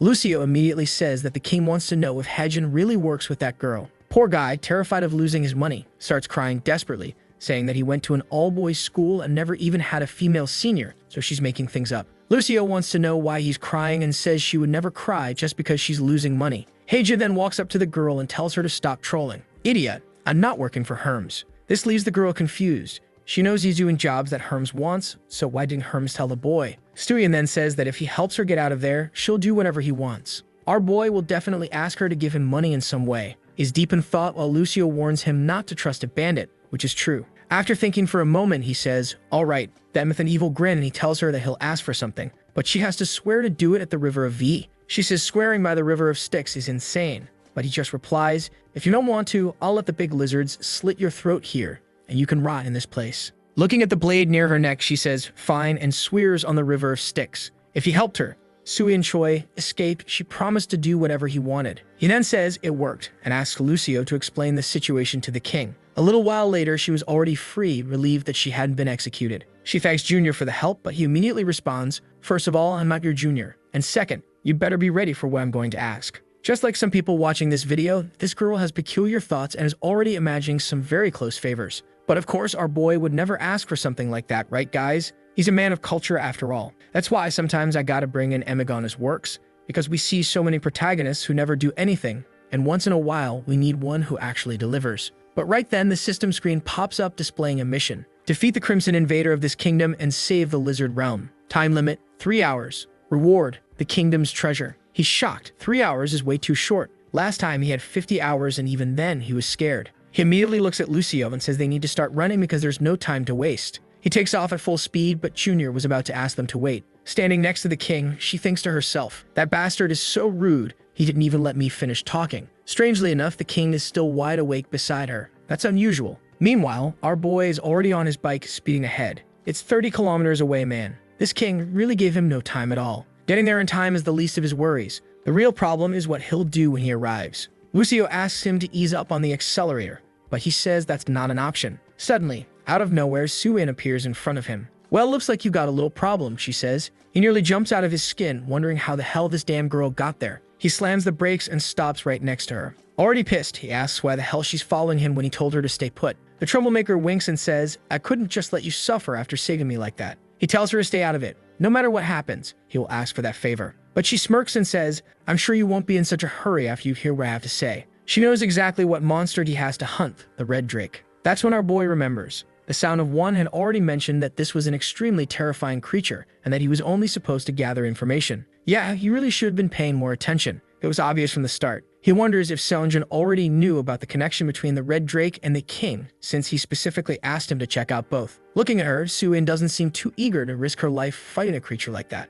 But she has no choice. She needs to become someone he trusts to get a share of the lizard people's treasure. So she says she knows the fastest route to the red drake and can guide him there. Haejin responds, "I thought your only talent was stealing. So how exactly are you going to help me, huh?" But the damn girl just smirks and says, "Here's a tip for you, Junior. Never underestimate the skills of someone you don't know well." She tells him she'll help him find the creature, but she never said she'd fight alongside him. And with all the swagger in the world, she says, a good thief always has a few tricks up her sleeve to escape any problem. A while later, our boy is speeding through a crimson forest, this time with a woman riding on the back of his bike. Damn, this kid is really becoming a beast. Right up ahead, they spot a huge, muscular red lizard. She points at it and says, "There, that's the red drake." Now it made sense why Seongjin called it a terrifying monster. Lucio asks if they even stand a chance. Haejin just replies, "We'll only know when we try." He immediately shifts his gear to battle mode and activates his helmet. With a super jump, he launches straight at the creature, ready to give it a one punch. The estimated difficulty level of this creature, a level 7 boss,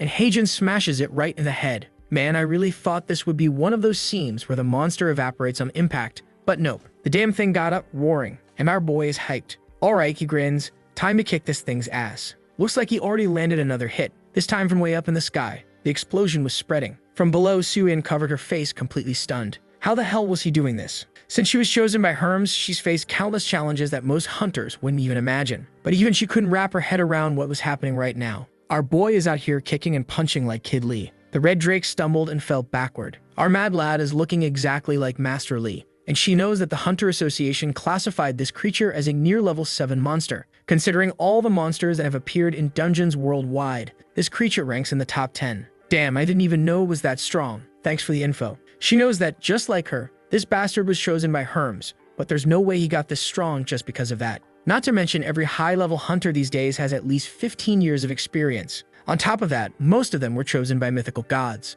But she's certain that Haejin received his powers less than a year ago. So how is he stronger than hunters with way more experience? And judging by the way the red drake is acting, she's sure something isn't right. Ah, I see now. The drake is searching for our boy, who's up there with his helmet on, wrecking everything without the beast even noticing. That's when the fool finally recognizes he's using a cannon. The monster lets out another roar and comes in for a smashing blow. The attack lands squarely on the ground, but from the looks of it, nothing happened. Haejin is up in the air, commenting that the bastard's plan now is just to swing blindly since it doesn't know where he is. But this damn thing is a monster, and monsters exist for one reason: to drop money and take a punch to the head. The entire ground explodes. A little while later, damn, I think there's barely anything left of the poor thing. Wait, not a little while later, a long time later. Haejin admits he has no idea how many punches he had to throw. But oh damn, the big lizard is still alive. Yeah, this wasn't as easy as it seemed. And now there's a huge problem. His clothing effect is about to wear off. Even though his helmet could still keep him hidden, he wouldn't be able to deal much damage anymore.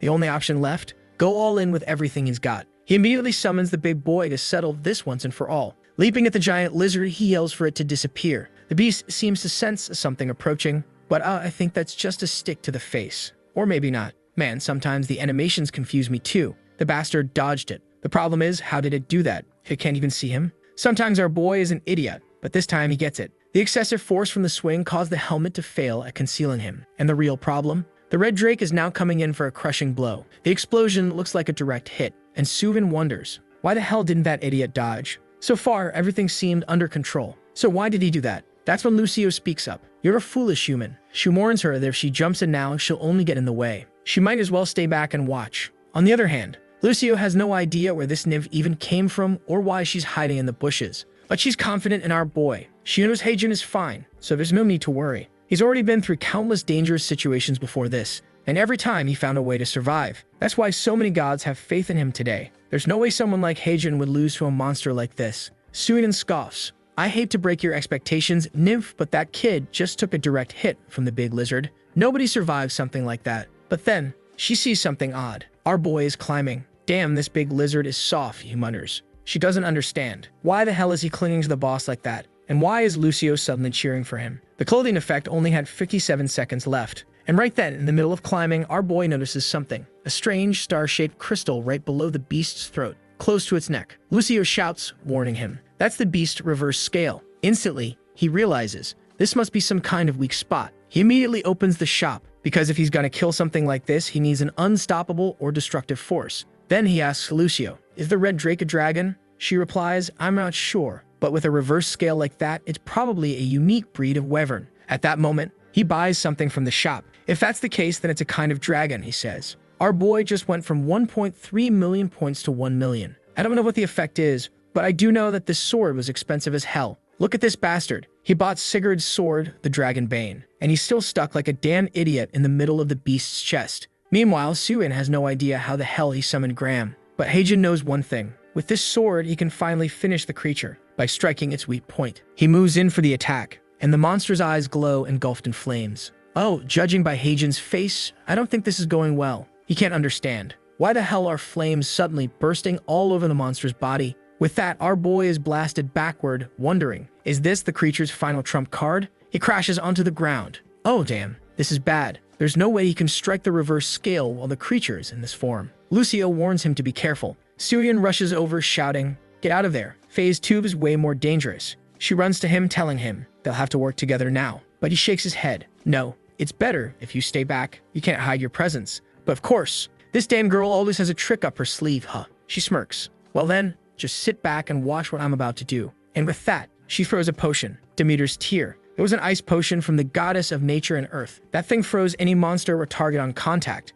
In just a second, the Drake King turned into a popsicle. And right away, she says that now our boy just needs to go and finish the job. He asks why the damn girl didn't use something like that from the beginning, to which she replies that it's obvious. She was waiting for the monster to enter its second phase first. The damn girl says it was on purpose. She could have thrown it earlier, and out of nowhere, the two start arguing, until Lucio tells him to act before the creature wakes up. Yeah, guess what? The creature woke up. Really? Genius move. Suyin says she never imagined anyone could escape Demeter's prison so easily. And the worst part, the creature's body was once again engulfed in flames. Heijin only had 20 seconds left on his suit. Suyin tells him this is her last chance to create an opening for him to finish off the scale. She throws the last potion she has, another Tear of Demeter. But this time, it's a plant-based one. Yeah, to be honest, I figured it wouldn't work on plants. It touched the creature's body and melted in an instant. But our boy, with no other option, just charged forward, suit disabled. He jumped straight in to strike the scale directly. A giant purple slash, hitting the indomitable level 7 boss right in its weak spot.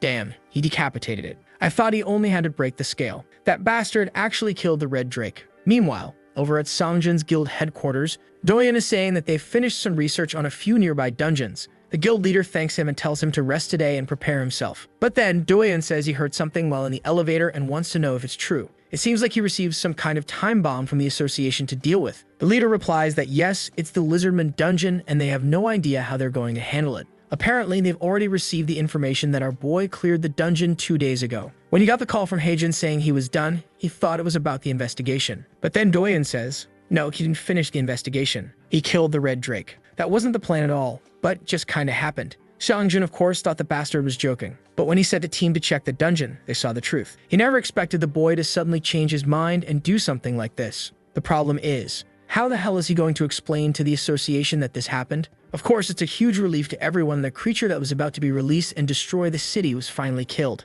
But on the other hand, the fact that it died so suddenly is now a problem they'll struggle to explain. That's because the contract with Heijin had a clause stating that his identity couldn't be disclosed under any circumstances. But someone has to take credit for killing the level 7 monster, and whoever it is will be under suspicion from everyone. Doyen is hyped, saying that the delivery man is an absolute beast. At this rate, he can beat up most top hunters. Songjin sighs, saying that at this rate, he'll have to lower his rank to A. Immediately, Doyen changes his mind. Never mind. There's no need to raise his rank. Nobody needs to know he killed the thing. Let's just leave it be. And now Seongjin is wondering. He took down the Red Drake, but what about the information on the Lizard King? And there we are, right in the fancy-ass castle. Yoshi comes rushing in, furious, ready to pray to our boy, the savior of everyone. Lucio says they're thanking him for saving them, and tells him to stop translating the obvious. He then grabs the king's hand and tells him, "I just did what was necessary. There's no need to bow in gratitude." Poor king. He probably doesn't realize that what our boy really wants is for him to thank him with money. Obviously, before I even looked at this scene, I already knew. And now look at him. He looks sick. Then Yoshi brings out a huge treasure chest that looks like one of those bad loot chests.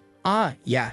They open it and both of them look impressed. So I guess it's something amazing. Inside, there's a tiny bag. And that's it. The king asks if he likes it. But like every other time, our boy is standing there thinking, what a piece of junk. He's about to complain to the king, saying that he risked his life to kill an insanely strong creature, only to get a sack. But as always, Lucio knows exactly what this is. She says it's not just any sack. Heijin asks what it is, and she explains. It's like a game inventory. You can keep putting things inside and it'll never run out of space. The scene then skips to the next day. The Deep Web Yoshis are all saying goodbye to our boy. Early in the morning, our boy receives a call from Seongjin with some news. It seems like the Innocent City Gate has disappeared. Most likely, the gate's existence was just a way for the lizardmen to escape in case they were attacked by the Red Drake. But now that their kingdom is safe, they don't need it anymore. So the portal was undone. Only now does he realize that maybe there are ways to close portals without necessarily killing everything inside. If that's true, maybe monsters and humans don't always have to be fighting. Or maybe he's just dreaming too much, and it's impossible for them to live in peace. While he's lost in thought, Suin calls out to him and congratulates him. She says she saw what reward he received and is sure it'll be really useful. He says yes, but asks if she's happy with how everything turned out. She used those valuable potions and didn't even get anything in return. But she replies that she would never get involved in something if she didn't have a way to benefit from it. That sneaky girl is hiding something on her arm, huh? Damn little thief. He asks what the deal is and where she got it. Without answering anything, the sly girl is already walking away, saying that she enjoyed the days spent with him. And thanks to the boy, she got exactly what she wanted. Just like that, she's gone, and our boy stands there, thinking that a thief is always a thief. But that was no longer his problem. It was time to go home. Lucio asks if they're leaving already, and he says, unfortunately, no. First, he has to collect what they owe him. Man, here comes 8 billion. That's like $8 million. Seongjin says they'll analyze the entire body of the Red Drake and also send him a share of the profits. Dan, our boy must have forgotten that you can make a lot of money from monster corpses. He's so used to just doing deliveries that he forgot that this is sometimes the most profitable part of dungeons. From now on, maybe he shouldn't leave any monsters behind. Lucio is wondering why he's so excited. Man, just tell her to come eat breakfast already. But she smells chicken and finds it odd. It looks like they ate chicken earlier, and he thought she wouldn't want any. But now she's desperate to eat. He hands her a soda, but she doesn't care and burns her tongue anyway. Our boy wonders if she starved to death in a past life. He's there eating reheated chicken from yesterday, saying, when chicken is good, it doesn't matter. Even the next day is still amazing. Not long ago, he was eating the worst chicken available in stores. And man, that stuff gave him heartburn. But now the damn guy can spend $30 on chicken like it's nothing. Life with money really was good. This capitalist never stops. While Lucio says she'll share her chicken bone with him. Right at that moment, a new delivery arrives. Actually, not a delivery. A request for a delivery. As soon as Lucio sees it, she starts stuffing all the chicken into her mouth, because she knows they're about to head out on another cursed adventure. But our boy isn't living that hustle life anymore. He says, first we eat breakfast, then we'll do the delivery. Now that he has 10 billion in his account, he can take things a little easier. What doesn't seem so calm, though, is the Greek territory. The entire city is burning with countless dead. One of the soldiers says they can't stop now. They can't let this beast advance. They attack a creature with golden eyes, standing in the middle of the smoke. Meanwhile, someone informs His Majesty that they're fighting with everything they have. But even that isn't enough. There's no way they can stop this monster's brute force. The king, on the other hand, wants to know, what about the hero they summoned? The soldier explains that they sent people to fetch the hero, but unfortunately, it will take 3 days for him to arrive. The king says that's too long. By then, the palace and everyone inside will be destroyed. Right at that moment, the entire place starts shaking. An explosion erupts on the fortress walls, and the Minotaur steps in, face to face with the king, who is trembling, calling out to Poseidon, asking if he has truly abandoned them in this moment of need. Meanwhile, at Hephaestus' house, our boy doesn't understand why he isn't there. Lucio says maybe he left early because they're late. Our boy says it's Lucio's fault. That damn girl wanted to put chicken thighs in the air fryer before they left. And now our boy is thinking, his phone really has been ringing a lot, so maybe this is something urgent. Yeah, now Heijin really messed up, huh, guys? The dude was eating chicken thighs while people were dying. What a bastard. Right at that moment, Lucio looks behind her, and someone approaches. It's Hephaestus, looking pissed. Finally, over here. Immediately, our boy freezes up, awkwardly asking, you guys need a delivery? Hephaestus says he called him because it's urgent. Something needs to be handled right now. What he has to do won't be easy, but they'll discuss the details inside. The fool just nods and says he understands. At the table, the little dwarf says it's a major dilemma and he doesn't even know where to start. For some reason, Heijin looks dumber than usual and says, start. wherever you want.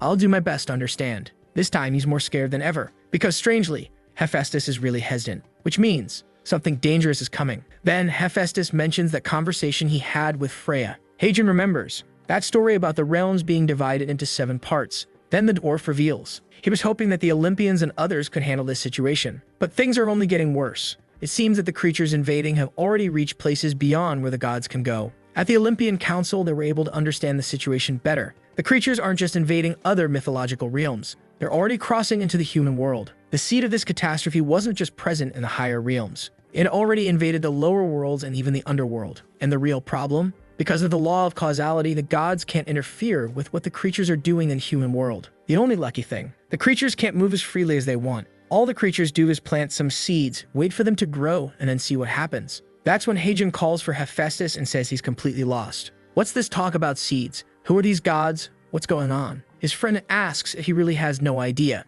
and he says, "Of course I'm talking about," but suddenly, everything freezes. Hadrian says he didn't understand and asks him to repeat it. Lucia repeats that she only heard a strange static noise. Hephaestus realizes that due to the laws of the gods, he can't pass this information to the boy. A long time ago, the gods joined forces to seal the existence of this thing, and it's no surprise that even speaking its name is forbidden. He then tells the boy not to worry. With time, he will learn the details. After all, the job he's about to do today is connected to all of this. He explains that they were supposed to receive a tribute from someone named Cretan, but it still hasn't arrived. He was lucky his father didn't hear about it since he's preoccupied with the council meeting, because if he'd have found out, he'd be furious. That's why our boy needs to figure out what's going on before the guy finds out. And of course, he'll be generously rewarded. From what I understand, they were supposed to receive something, but they didn't. And they don't want Poseidon to find out because he would give them hell. Yeah, I think that's it. Our boy says that based on their reasoning, it doesn't seem that urgent. So why the rush? Lucio explains that if it were any other king, it wouldn't be a big deal. But this is King Minos. For him, being late for anything is completely unacceptable. It seems that King Minos was a man who plunged his own land into chaos, all because he defied Poseidon by refusing to sacrifice a white bull. That's how the infamous labyrinth was created, a place where anyone who enters is doomed, because inside, a minotaur is imprisoned. I still don't get what being late has to do with a minotaur, but I'm sure we'll figure it out soon, especially since our boy is already arriving on his bike. Or not, actually. His water walking buff is running out, and he's going to have to stop on this little island before he dies. Lucio tells him he should be more careful. Our boy responds that he didn't know it was this far away. He decides to buy something from the shop to help him swim. But Theseus boat, 30 million. The Argonauts ship, 50 million. Noah's Ark, 100 million. Yeah, there's no way he can afford any of that. Lucio wants to know what they're going to do, and our boy says the only option is to look around for now. Maybe they'll find something useful. He reaches into his infinite bag and says, "This is exactly why I brought this thing." He'd already stuffed it with tons of things he thought might be useful. He should have packed a boat, dumbass. Not these binoculars to stand there scouting. That's when he sees a temple on the horizon, smoke rising from it. He figures it might be a good stop if he wants to reach Cretan Island. And then suddenly, a soldier appears in his binocular view, asking who they are. Not just one soldier, but several, demanding to know why they've invaded this land. Our boy asks them to calm down. He's just here to find a boat to get to Cretan Island. When one of the soldiers gets angry, asking if he even knows where he is, someone puts a hand on his shoulder. A peculiar man speaks. "If you don't mind, I'd like to hear what he has to say." Our boy thinks this guy is weird. I think he's the most suspicious person here. The dude doesn't even have eyes drawn. Oh, wait, that's actually Theseus, another damn legendary hero. For the first time, our boy seems to recognize him, and Lucio instantly says, Theseus is the legendary hero who killed the Minotaur. Not to mention, he was the only person to escape the labyrinth. He even became king of the Athenians and with the help of many gods embarked on countless adventures. Theseus says that, judging by the peculiar outfit, he must be the divine delivery man he's been hearing about. Seeing the boy's reaction, Theseus is already sure that he's right. He explains that it wasn't hard to guess. After all, not everyone walks around in that kind of outfit. Apparently, he heard about our boy from Captain Jason of the Argo Company. Then our boy remembers. That's the guy who asked him to deal with those sirens. But he's confused about this rising hero thing. Theseus says, "It seems you don't know what people are saying about you. Not only do they all know that he did the impossible, invading the siren's nest, but he also killed the Hydra, and even healed Chiron's leg. On top of that, he even went to Helheim to deliver something to those damn Norse gods." The boy is making a name for himself, and now everyone in the divine realms knows about him.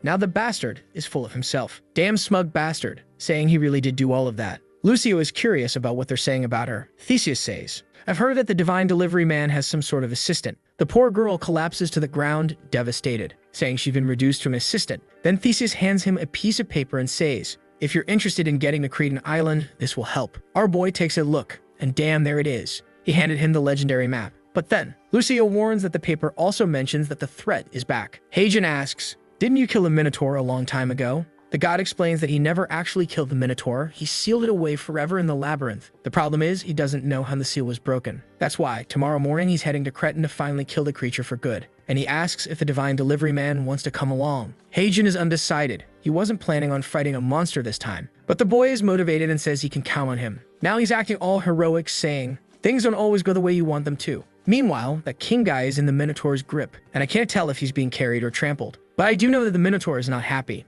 The next morning, our boy is waking up Lucio, who as always wants 5 more minutes. He tells her to get up already because the boat is about to leave and they don't have time for nonsense. Poor Lucio, begging to stop being treated so harshly. Heijin looks out the window, hoping that at least Theseus managed to recruit enough people to help. The day before, Theseus told him to sleep well and get plenty of rest. He was going to try and gather as many people as possible for this journey. That's when Heijin asked, "How did you stop the Minotaur the first time?" Theseus explained that he had the help of Princess Ariadne of Cretan. The Minotaur is an unimaginable existence that brought disaster upon King Minos and his entire royal family. The creature's existence is said to be a divine punishment, the price of defying a god. The strange thing is, this creature was supposed to have been trapped in the depths of the labyrinth forever. So how did it return to life with enough strength to destroy all of Cretan again? Theseus explained that this is exactly what he wants to find out. That's why the journey must be quick before everything is destroyed. He wants to end this for good so it never happens again. Our boy then asks, "Why are you trying to gather so many people instead of just going right away?" Theseus explains that he thought the same thing, until he heard what Hercules had to say. Apparently, the guy never actually said what Hercules said, because our boy is still wondering about it. He imagines that it might be connected to what Hephaestus was talking about back at the shop. It was already bad enough facing monsters, but it was even worse when he had this feeling that he was getting involved in something much bigger than he should. Lucio says she's ready for the adventure, and Heijin realizes she has no idea how much danger they're getting into. At the docks, the soldiers were loading crates onto the ship when our boy called out to Theseus. The hero replies, "I thought I'd have to wake you up, kid." Because Lucio says that Heijin sleeps too much and is a lazy bum. The guy says it's fine and tells them to get on board. They'll meet the rest of the group later. Our boy is impressed with how massive the ship is. Maybe it's because this ship once belonged to the Argonauts, but it really does look like a pirate ship straight out of an anime. Theseus responds, "Of course, it belonged to a legendary hero after all." Our boy asks what Lucio just said, but she says it wasn't her this time. Now he's confused, because only a nymph would say something that irritating in such a high-pitched voice. Someone turns around and says, "That's the normal reaction of a countryside nymph," and a random guy stands there. Our boy turns around and,